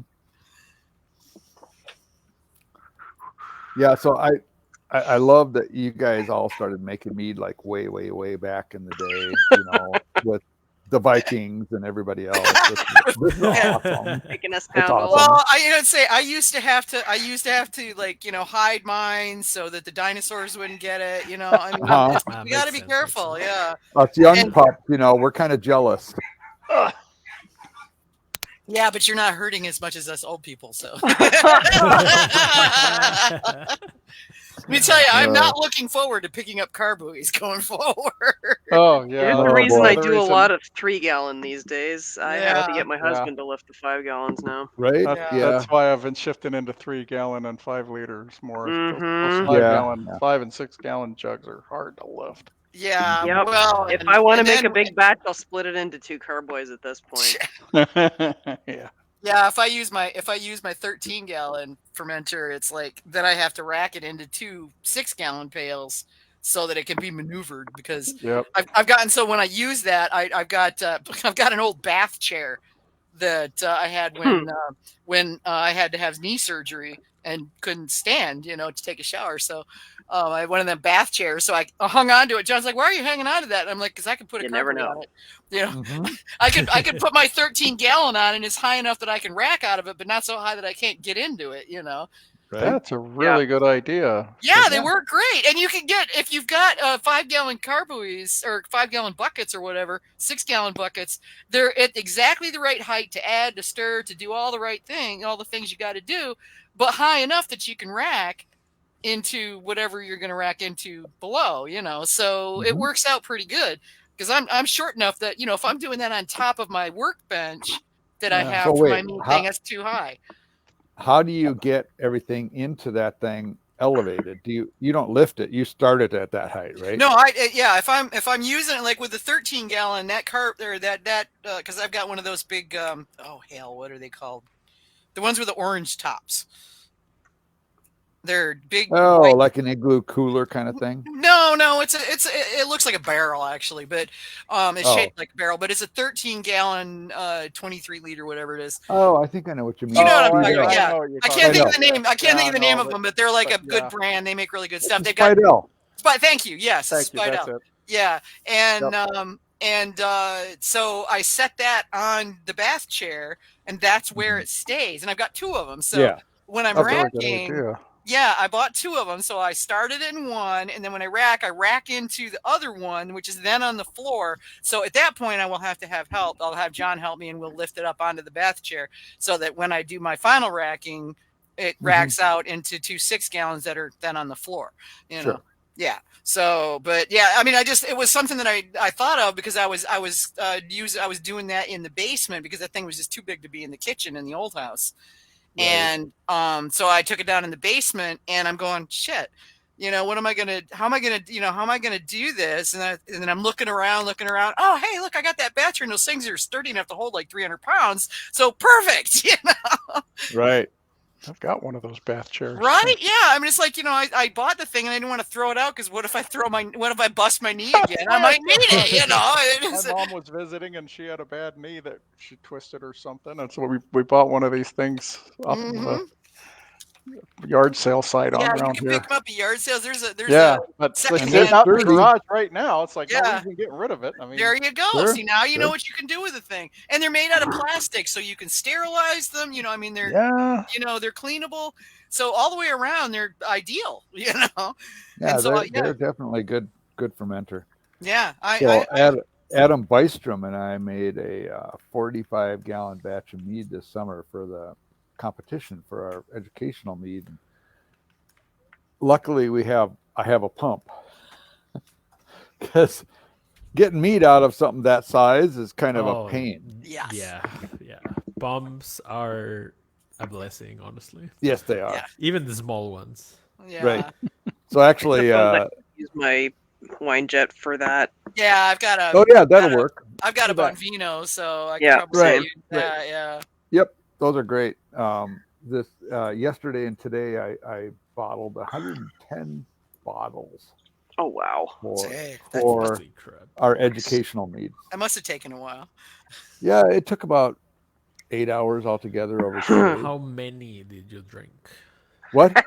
How many did you drink? How many did I what? Drink. Did you How many did you drink? Oh, drink? drink. None. None? No. come None. on. There's No, way. absolutely none. He has to have a These- certain number of them because these are these the commemoratives? No, these are for the educational, the Oh, wood the aging. educational. Yeah, the wood aging. Okay. And Right, that's right. only one half. Oh Oh god. my gosh. Adam has the other half that he's doing, which is the 5-month contact. The stuff I'm doing is 1-month contact. So Oh, that's our side-by-side Okay, comparison. Oh, For that'll be 12 interesting. 12 different wood species. Ooh, Yeah. That's cool. that is cool. And we have a guest speaker. Yeah, who's speaking? Yeah. The company that makes the wood products. Oh, cool. Nice. Ah. One of the owners of the company is coming down to give us a talk while we're doing our sampling. And we're going to do, Oh, we're going to have like a QR coded sensory data collection piece for people Oh cool. so we can That's publish really the nice. results afterwards. That'll be nice. Yeah. It's going to be cool. Should make arrangements to to broadcast him. Yeah, I intend to. I mean, do if that. he's okay with that, yeah. I mean, it's. Oh, absolutely. No, we already Yeah. told him we're going to record it. So, Oh, yeah. okay, cool. Oh, yeah. So then you can just throw it up. Right. Yeah, no, it's going to be cool. So, Rob, Nice. that's another reason for you to be here. Okay. Just, you know. You're just gonna browbeat him till he comes. Well, he already said, send me Uh, the details. So, Yeah. Well, I said so that I could see if I'm available. Right, I know. I seriously will consider it, but I know I'm getting some work done on my knees here. Right. Quick, and I got to check No, the I'm calendar to find out when it is. Twisting the screw a little bit, Oh, make me feel bad if I can't come. Oh, sure. Well, that just makes it, makes you more likely to come the next time, right? And you're gonna let Actually, it does. You're gonna let a silly thing like knee surgery keep you from going to a comp? Shoot, I went to the Mazer Cup one day after having my arm fixed. And then got yelled at by everybody for being an idiot. So. Well, yeah. I was about to say, that was pretty dumb. It was pretty dumb. Oh, you should have seen me trying to fly with that. And I've literally still got they had to do surgery on my arm, on my elbow. And so like it still had like they put like 16 feet of, wrapping on there before they put you in the sling. So I look like a mummy. Yeah. Yeah, and it was like I get there and like the entire staff at the Mazer was like, "Are you stupid?" Yeah, well, dedicated. Yeah, that's it. Right, and I'm like, well, Priorities. we have a competition. They're like, go over there and sit down. Yeah, I'm not getting surgery; it's just shots. But yeah. Oh, okay. You'll be fine then. It's hard to get those scheduled every once in a while. That's no excuse. Yeah, it is. Yeah, I just had. I've had those. I had those too, just a couple weeks ago. The first day or two, you're like, "Oh my god, this feels awesome." Yeah, and I don't do the cortisone. I'm straight into the gel. Cortisone. Yeah, that's what they did the gel on me, and it was nothing. like, yeah, the first shot of the gel, I couldn't use the knee for a couple days, but then it was great, But after that, but I'm gonna have to go back again. It didn't? They were like, well, you get anywhere from 1 to 6 months. Apparently, I'm on the 1 month part. Of everybody's on the 1 month. Are you kidding? I made 6, so I'm not going to cry about it. Oh no! Wow. Go for it. Yeah, they say some people This will be my 3rd series that I've had. The first one lasted 7 or 8 months. The second one lasted 6, and this will be 3. Well, that's pretty awesome. I gotta say, you have even with returning, reduction and returning benefits and everything. I've still got several series to go before they just got to replace them. Oh yeah, that's what they told me too. Same been thing. there, done that. Yep. I'm not old enough yet, which it's nice to be told I'm not old enough for something. You know what? Isn't it? You don't want to wait too long though. And this is my experience. You and I can have another conversation about this offline, but yeah, don't wait too long. No, my doc is keeping an eye on it. He says not yet. Do this instead. Okay.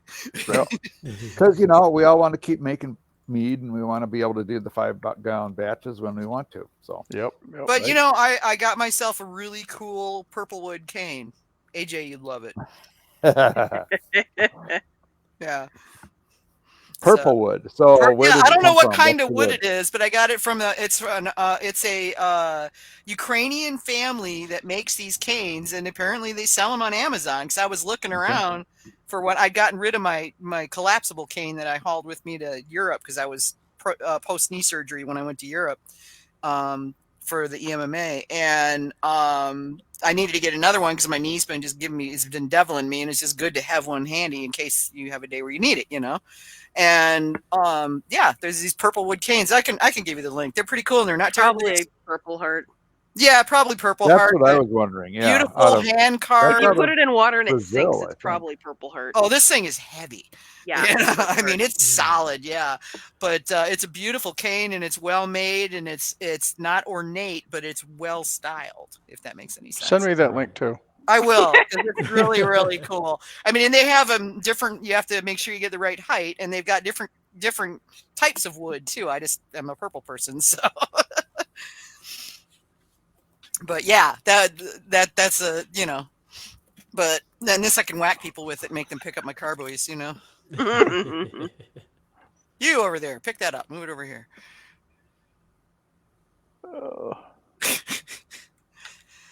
But that'll be cool that'll be cool if we can get you up there. Yeah. All right. Should we look at a Nathan question? I think we need to. Still have a little time? Yeah, I think we need to. I'm trying to get over there. Hold on. Yeah. Okay. So we've got the usual assortment of very well researched Nathan questions, and so first one he's got is, what's your favorite historical mead recipe and why?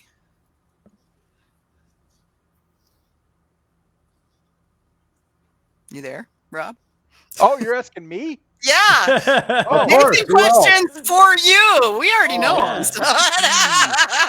Rob's over there going, yeah, why?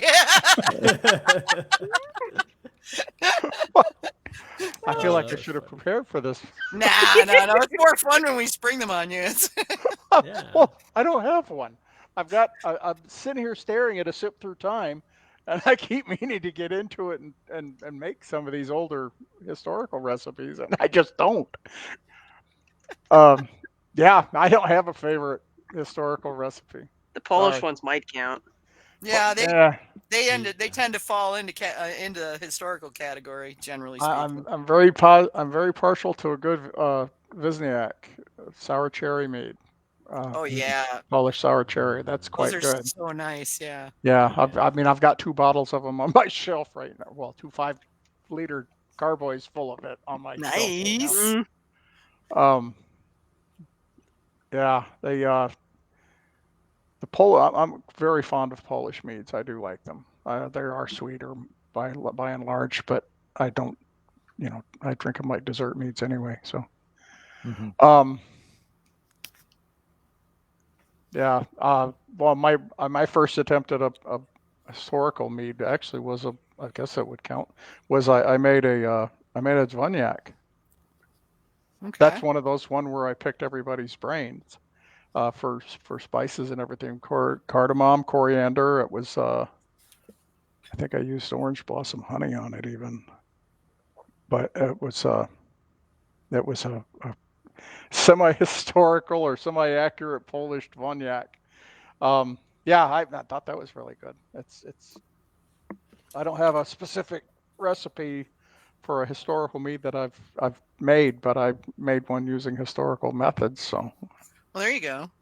Yeah. Have you got a copy of Digby yet? I do not. Yeah, grab one. They've got it in print now. You remember the year at Mazer Cup when the Polish distributor came? Oh yeah, they used to come every year. Yeah, and you remember the year when you thought they were going to offer me a job? Yeah, that was great. That was my Zvoniak. Yeah, they tried his Zvoniak, and this was Stosky's. And Polish family, Dad has been making mead his whole life, and they were distributors out of Chicago. And and they tasted Rob's Zvoniak, and they were like, yeah, he was asking me, what's my batch yield? How many batches do I make a year? I was like, what? It was that good. It was like, this came from a 5-gallon batch. He goes, well, that's not worth my time. I was like, what? He thought I was trying to sell him something or something. I don't know. But he came back 3 or 4 times to get more. Yeah. Oh, they took me aside and asked me, like, how long has he been making me? He said, this is really good. And I was like, yeah, he's relatively new at this, but yeah, he's good at it, That was, I don't know. I think that was the year I came back. I think I was living in the UK. No, it was when I was in Germany. You were in Germany then, yeah. Yeah, that was when I was in Germany. I flew back from Mazer Cup that one year. Mm-hmm. That was the year that I came with Merrick. Yes, it was. Yeah. So, yeah. But, yeah, he's asking me these questions. I was like, what? You were saying you thought they were going to offer me a job. Oh, that was funny. Yeah, it was. Well, that was pretty flattering, though. I was like, oh, I felt kind of good about that. Mm-hmm. So, should we try another Nathan question? Try another Nathan question. Feeling brave now, huh? Well, that one was kind of no bueno. Okay, well, here's one for you. So, what do you see trending on the horizon for braggots and distinctions of blending in categories of meads? I don't drink braggots. Okay, well then you can just say I don't know, and we'll move on. Yeah, I don't know. Blending, I think, and we were talking about blending a while ago. I think blending is should be a big thing. Yeah, right. I mean, that's one of the funnest parts of the process is when you make several different meads and go, okay, let me create something now.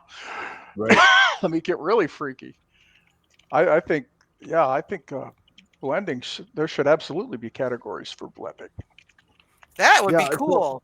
Actually, that would be really cool. How would you even manage a category like it would have to be really broad, right? I mean, probably would. And then you'd be judging it. You wouldn't be judging it so much against the BJCP category, right? As you'd be judging it against, is this a good mead? Right. Yeah. Yeah, maybe Is that's it what we should do for our special category next year. Ooh, that Oh, would be cool. that could be fun. That It could you get some? I you mean, would it get would some be very creative It stuff. would be hard to judge. Oh, I'd love to judge that I category. mean, that's right up there with the Weirdomels. No, Yeah, that's yeah, my I was favorite gonna say. category is Weirdomels, man. I mean, you'd want to set a few rules for it, right? Like, Oh, yeah. it has to be blended from at least 2 or 3 different meads, whatever. I mean, you'd have to put some parameters around it, so that way people aren't just like throwing some random stuff in there. But Yeah. yeah, Well, then that'd it's be like, doable. what constitutes a blend? How do I know you blended this? Well, you don't. As a judge, you don't, right? Yeah. You're judging what's in front of you. But, so much of this stuff that we do is on the honor system anyway. Yeah. You just put it out there and you say, this is what we expect you to do. If somebody turns you in because they have intimate knowledge of your process, okay. Yeah, that'd be fine. I mean, Dude, hopefully you don't have friends, quote unquote, like that. But if I was going to turn something into a blended category, it would be one of those like we were also talking about. I've got this much left in this carboy. right. Yeah. What do I do with And that? it just turns out I'll never be able to make this again. What goes good Right. with this? Yep. But oh my gosh, it was good. Yeah, but I think that's a great question, and actually, I really do think Vicky, we should do a show on blending, Okay. just all by itself. I think Okay, that's a we great can do topic that. for us We'll to have cover. to find the right person to bring Well, on, right, but- or we can just debate it in general. You Yeah. know? All right, so I'm another down with question. that. Yeah. Another next one. question from Nathan here is, what mead styles or from what countries do you wish we had more clear diagnostic information in terms of use of spices and their measurements? Where he gets his stuff. Oh, boy. From what countries? Yeah. Oh.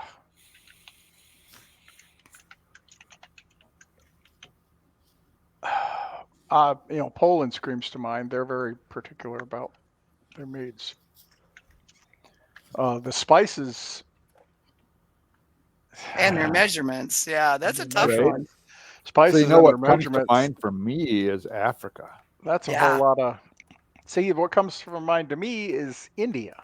Mm-hmm. Uh-huh. Same. Okay. Yeah. India or any of the Middle East. Or Yeah. for chili heads out there, Thailand. Thailand, yeah. Right. Because, I mean, the first time I had Thai food was actually in Bangkok. So, Oh, boy. yeah. Did your face And- fall off? What's that? Did your face fall off? Damn near. I was having dinner with a buddy of mine. It was when I was working in Kuwait. We were going to a Cisco course in Bangkok, and we were having dinner at this roadside street vendor restaurant kind of deal.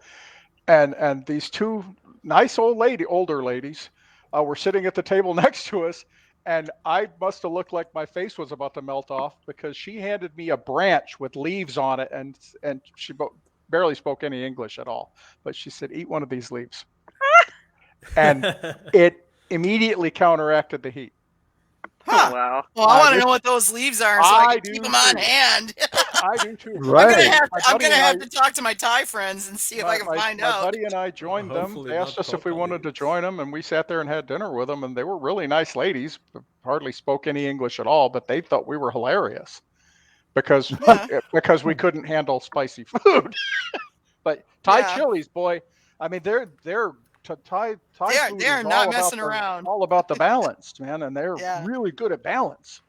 Yeah. If it's like the sweeter the mead, the sweeter the mead, the higher alcohol you can handle with it. That's Right. very, very proportionate. So same thing. So as far as chilies, I'd go Thailand. As far as just about everything else, I'd probably want to say India, or Mhm. like you said, maybe Africa. Africa, yeah. And Middle Eastern spices. That's something that I've been playing with with cooking for a long time, but Mhm. I haven't ventured into mead with it yet. Yeah. But there are so many amazing spices. I made one time a piment with some long pepper and cardamom and a bunch of other spices from that area. Uh-huh. and it turned out really, really good. Huh. Yeah, like All right, so Raul, I want what's you to up? talk about long pepper because I just bought some. So tell me, what should I expect? It's interesting, honestly. Like, I felt it wasn't as spicy as normal pepper, you know? Mhm. It's kind of like more mild, more subtle, I guess. But I made it in, like, I used it in a piment. So it was blended with a bunch of other stuff. So I didn't really get, like, the specific nuances of long pepper. But like it smells really good. I used it in food a couple times, and it's also pretty nice. So So how like are you able to describe the smell, or is it just one of those kind of unique things that you just unless it's you've had hard. it, you don't I know? mean, it feels kind of like pepper, but different. You know, Okay. it's really hard to So describe. Gallon gales like that. It's like ginger pepper. Ginger, but kind of not. Yeah, but kind of Yeah, not. yeah. And then there's some pepper, but kind of not. You know, that's one of the spices that I want to put into a mead is gallon gale, and I haven't ventured there yet. But I will say it's a good spice. I like it. I want to use it more, but it's really hard to get here. okay. Yeah. Well, I found it in a tea shop of all places. Oh, yeah. I mean, I know they use it for chai a lot, like in India, right? I use black pepper in my chai, but long pepper, I'll have to get some and try that next batch I make. It's expensive. Huh. Yeah, you can get it on Amazon, but probably if you can find like a local Asian spices shop or something like that. Not me. Not me. Probably not you. In the middle of rural Michigan. Yeah, next time I'm in Detroit, maybe, but certainly not up here. No. And that's why Amazon is killing everybody. Yes. Oh yeah. Oh, I spend way more money than I ought to on Amazon because of that kind of thing. Yes. Oh yeah. I understand. I have no comment to make, except that there's a really nice international market right down the road. Oh well, good for you. That is one of the things that I do miss about being near a good sized city is, you know, with a nice cross section of, you know, people that from different parts of the world that, you know, you don't have that here. I mean, there was some great Asian. There was a Korea Mart, I think it was called, in Raleigh, and my girlfriend used to drag me there, and I didn't want to go because I knew what would happen when I got there. Yeah, I mean that's the advantage of having a big population center, right? There's this mixing pot of cultures and cuisines and everything else. It's all available right there. That's the beauty of it. The drawback is there's tons of people. There's too many people, but, I don't miss the masses of people or packs of cars. But to support that kind of thing, you have to have a lot of people. You do, so, you know, it's like 6 of 1, right? Yeah. For the rest of us, there's Amazon. Right. And there's also a lot of ethnic online market type things. Yep. You know, True. like, you don't have to go to Amazon. You don't have to. Yeah, like for instance, most of my spices I buy from online spice companies that source their stuff, you know, and they get really well sourced stuff. Frontier, and for those of you out there, if you're looking Frontier Co-op is amazing, great prices, good quality, and you know, like I buy because I make my own chai, so I buy like pound bags of cardamom. You know? Right. Oh, dude. Yeah, they're pretty good, actually. I agree. Yeah, it's great, and their quality is high, and their prices are very reasonable. One that's local to me here is called Penzies. Oh, I love Penzies. Well, I don't go there anymore just because they don't have one up here. So okay, but yeah, I mean they're pretty good, and they serve a whole lot of areas, so that's another option. But you know they've cut down on their variety though. They used to have a lot of exotic stuff that they just don't have anymore, and probably because they weren't selling enough of it. And I get that, right? And then it sits there and it gets old. Right, it gets old, and I understand that because how many people are going to walk in and go, "Do you have gallon gale?" You know, right. You know?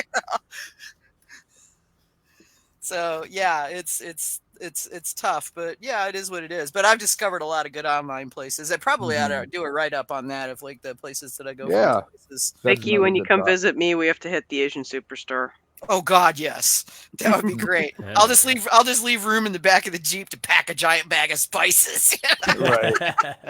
There's Yeah, actually we have a chain. new Asian market here in the Twin Cities, Vicky, when you get here. Oh, okay. I want to take a drive down to look at that. It's pretty big. You hear that, Tracy? We're going to the Asian market. Heck yeah. Tracy's my roomie, so Yeah. Partner All in right. So crime. how about another Nathan question before we run out of time? Before we let Rob go home, go back to his yeah. life. Yeah. Right. His wife's like, wait, what time is it? It's like 1 a.m. Yeah. How long did you say this? No, they're 2 hours behind us. No, I'm in so- Arizona. I know. Yeah. I know. I was exaggerating Yeah. for license for storytelling. Yeah. Yeah. Okay. Nathan asks, what information have you discovered among blending of honey varietals or truths in recent years that has helped in your process towards attaining certain unique flavor profiles? I haven't really looked for any information on blending different honeys or anything. I just do it. Okay. I taste several different honeys, and okay, this would go with that. This would go with that.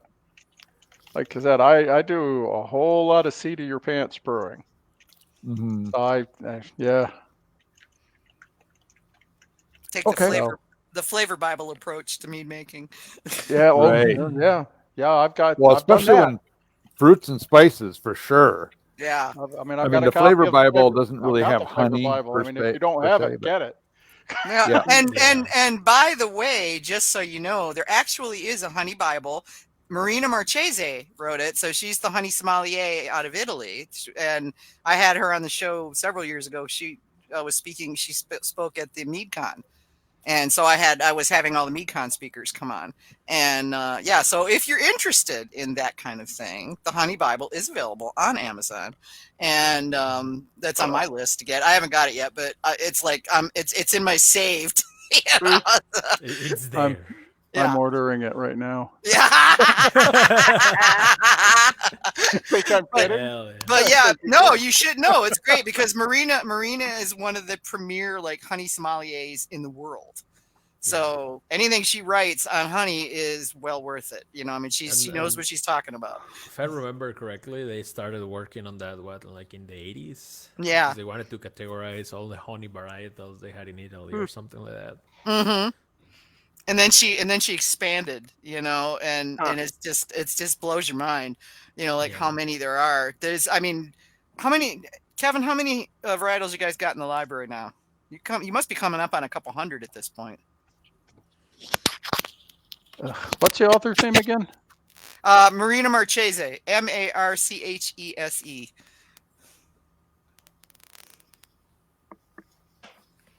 There we go. See, Honey Marina Marchese. It's not called the Honey Bible. It's called Honey Connoisseur. Yeah. Selecting, tasting, and pairing honey with a guide to more than 30 varietals. She actually teaches. She has honey tasting courses. You know, where you, because she's a honey sommelier. You know, so yeah. And the EMMA has started a honey competition. Also, Yes, I saw that. which is paired up with her, I believe. Mm-hmm.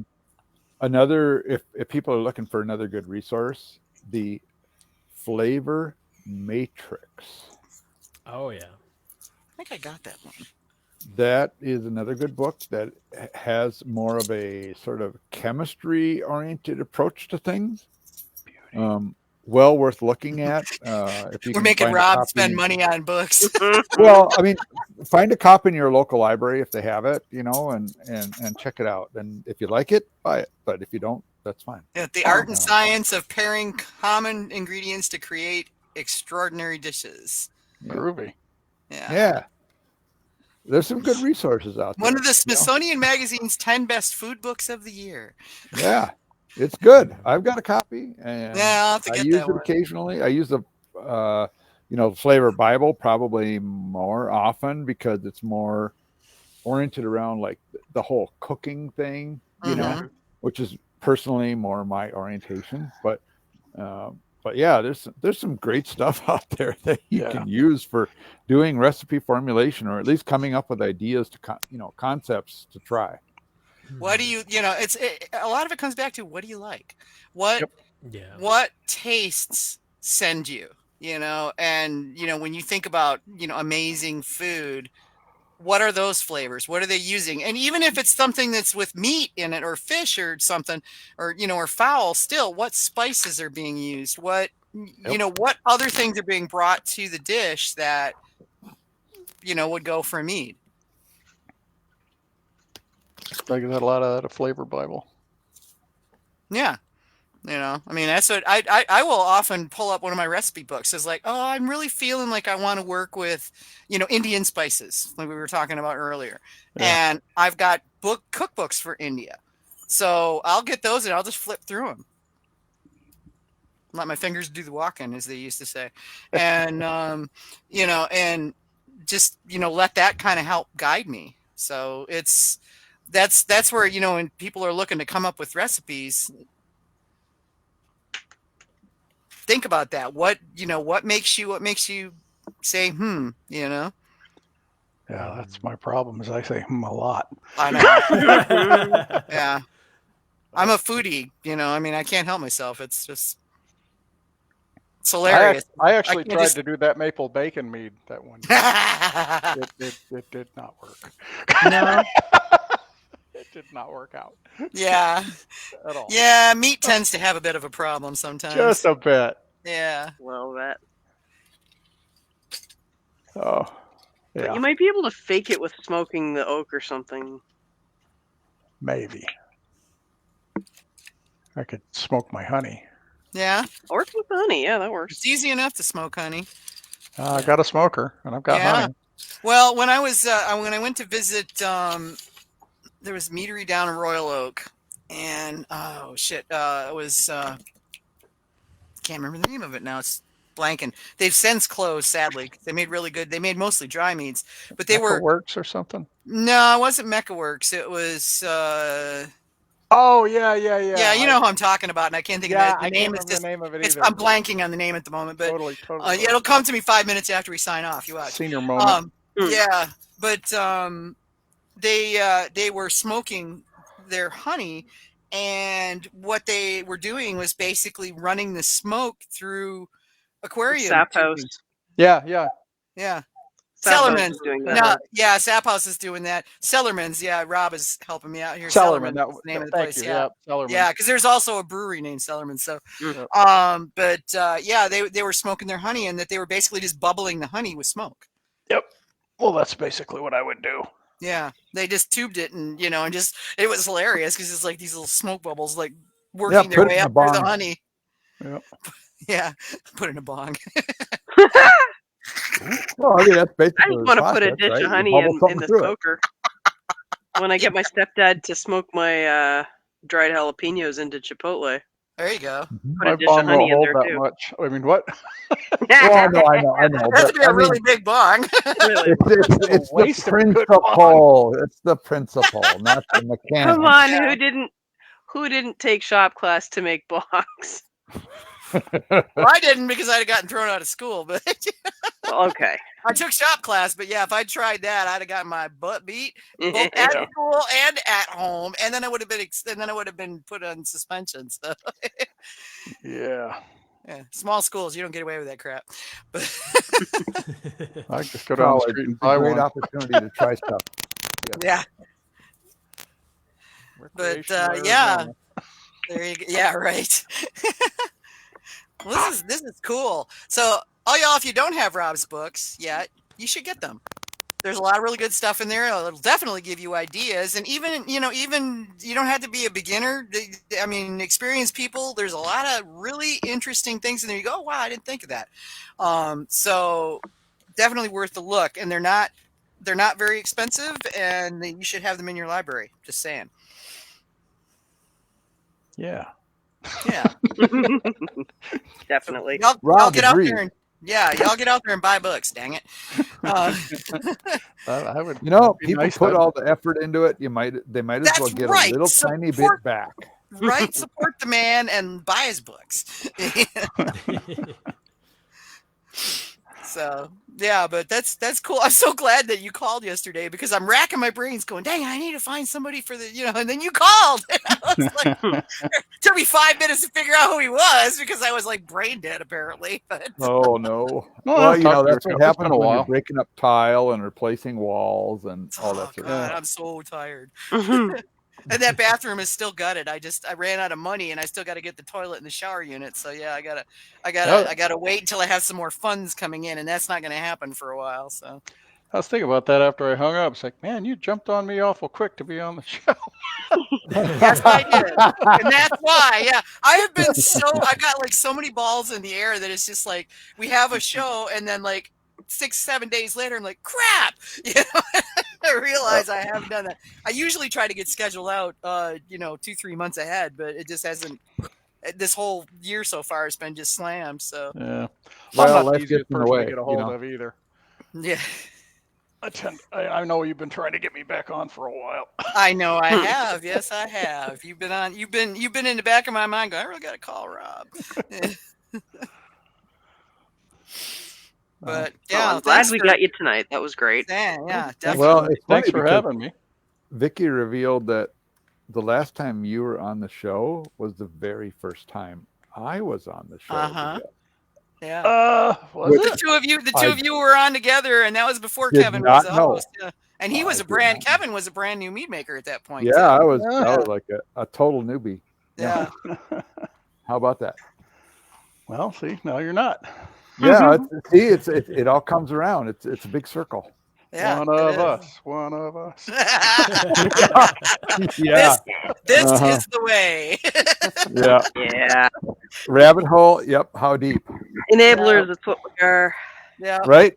I used to tell people when they join Got Mead, it's like, welcome to your new your new hobby. Right. Yeah, Exactly. I call it the addiction because Yeah. Your new obsession. welcome to the new money sink. Yeah.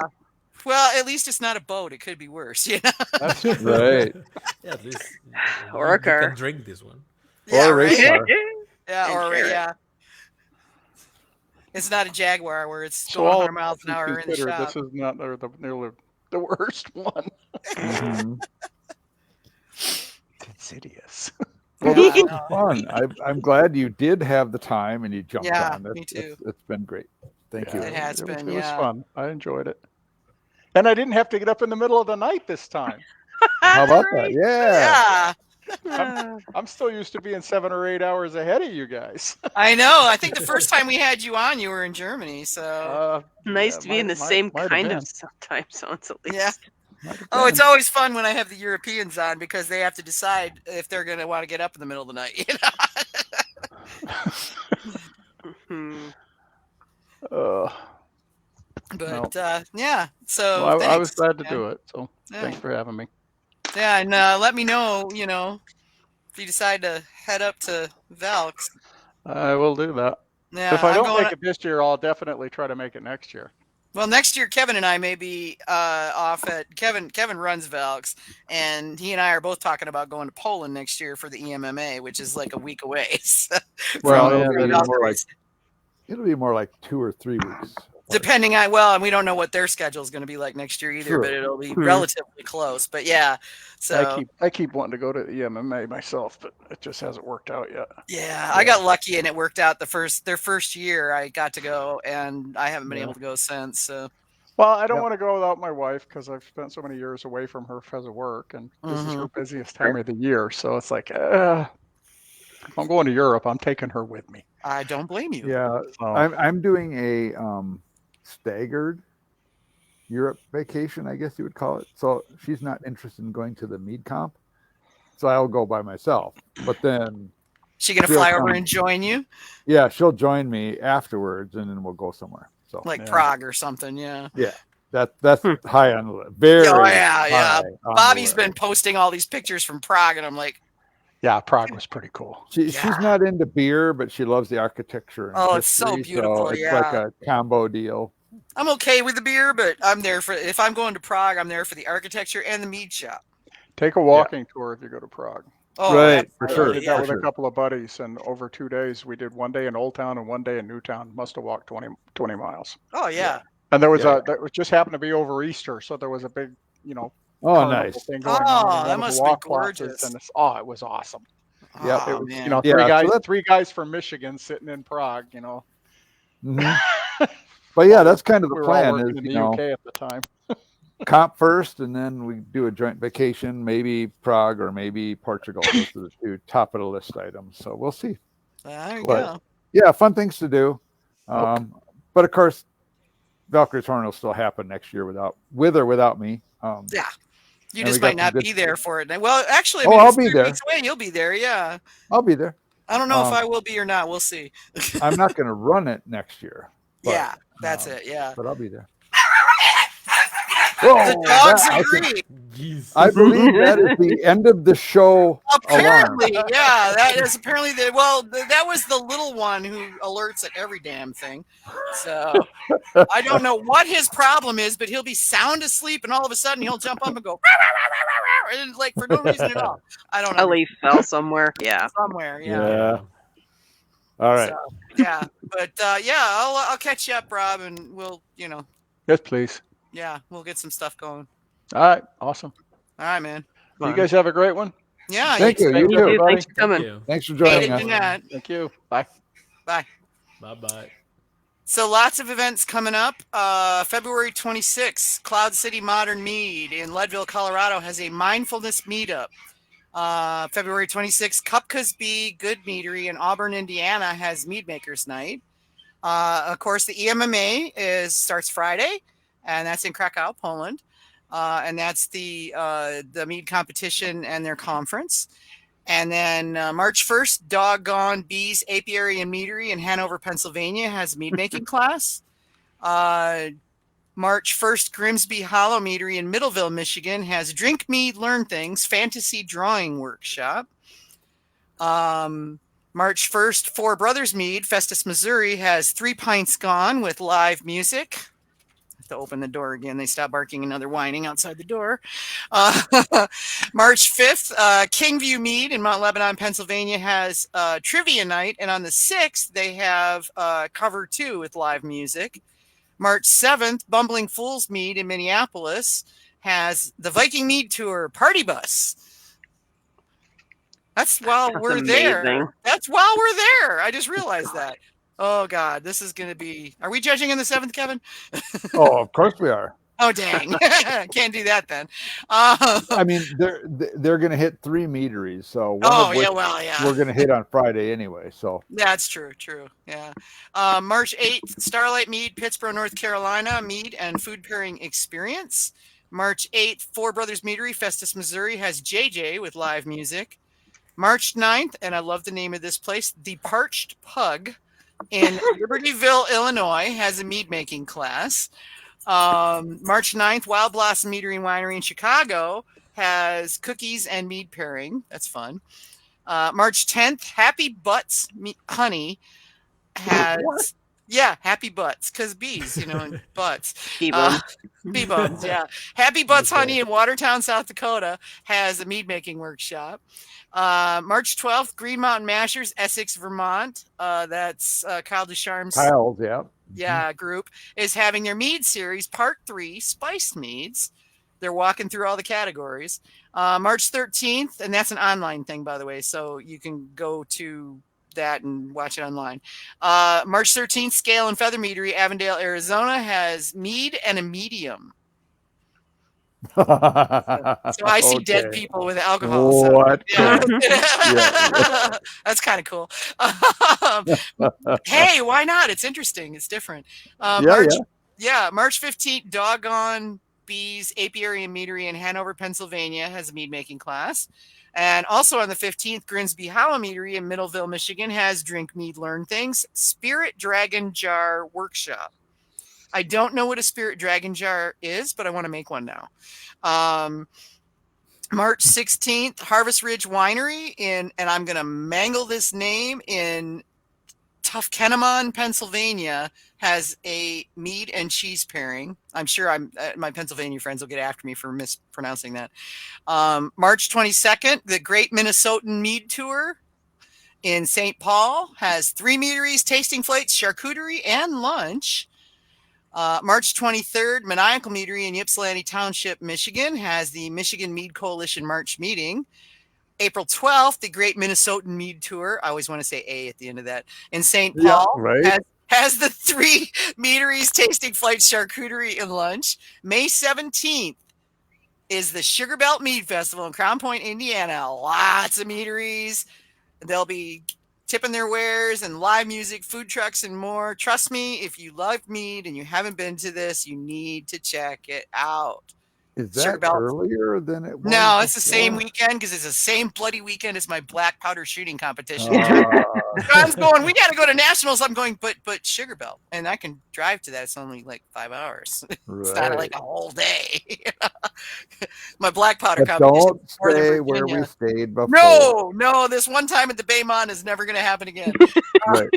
It's a one time and one time only. One time only. Yep. We will find a different hotel. So anyway, if you want to get your event on Got Mead Live, let us know at gotmead@gotmead.com. We'll be happy to put it up for you. In the meantime, I mine Facebook and other places to find these things. So to let you guys know what's going on out there. And we'll be back in a couple of weeks. And as you heard earlier, Vicky's been really bad at scheduling people in. So we're working on that. And I'm going to try to get something scheduled out further and start posting them up on the Got Mead page so that people can see them. So if you have ideas, yes, send them in. Thank you. Yeah. So I've got to get, try to get. If you want to volunteer to be one of our victims, interviewees, please let us know. Yeah, and we're gonna be doing an episode on blending. So as it turns out, so if you're into that kind of thing, let us know. So I imagine there's probably one of the people in your area, Kevin, that's into that. I imagine.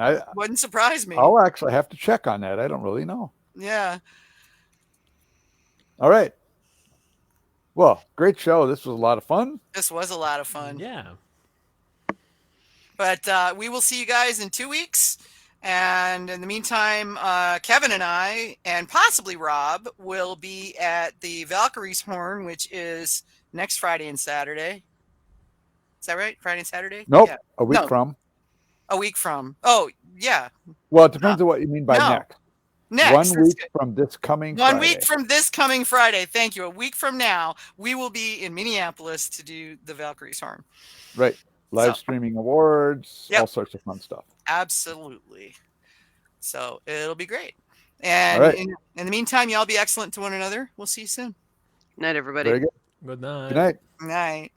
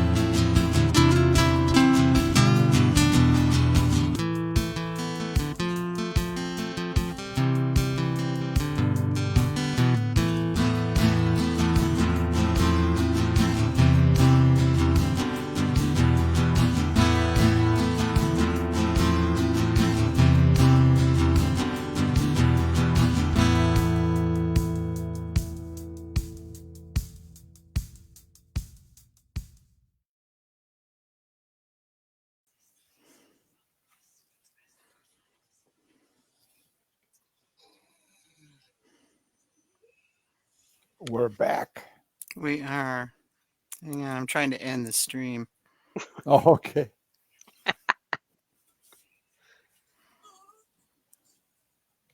So I wonder who Rulo Hood is. Oh, That's Ro. Raoul. Oh, okay. We're still on Twitch. We are. I know. I'm working on it.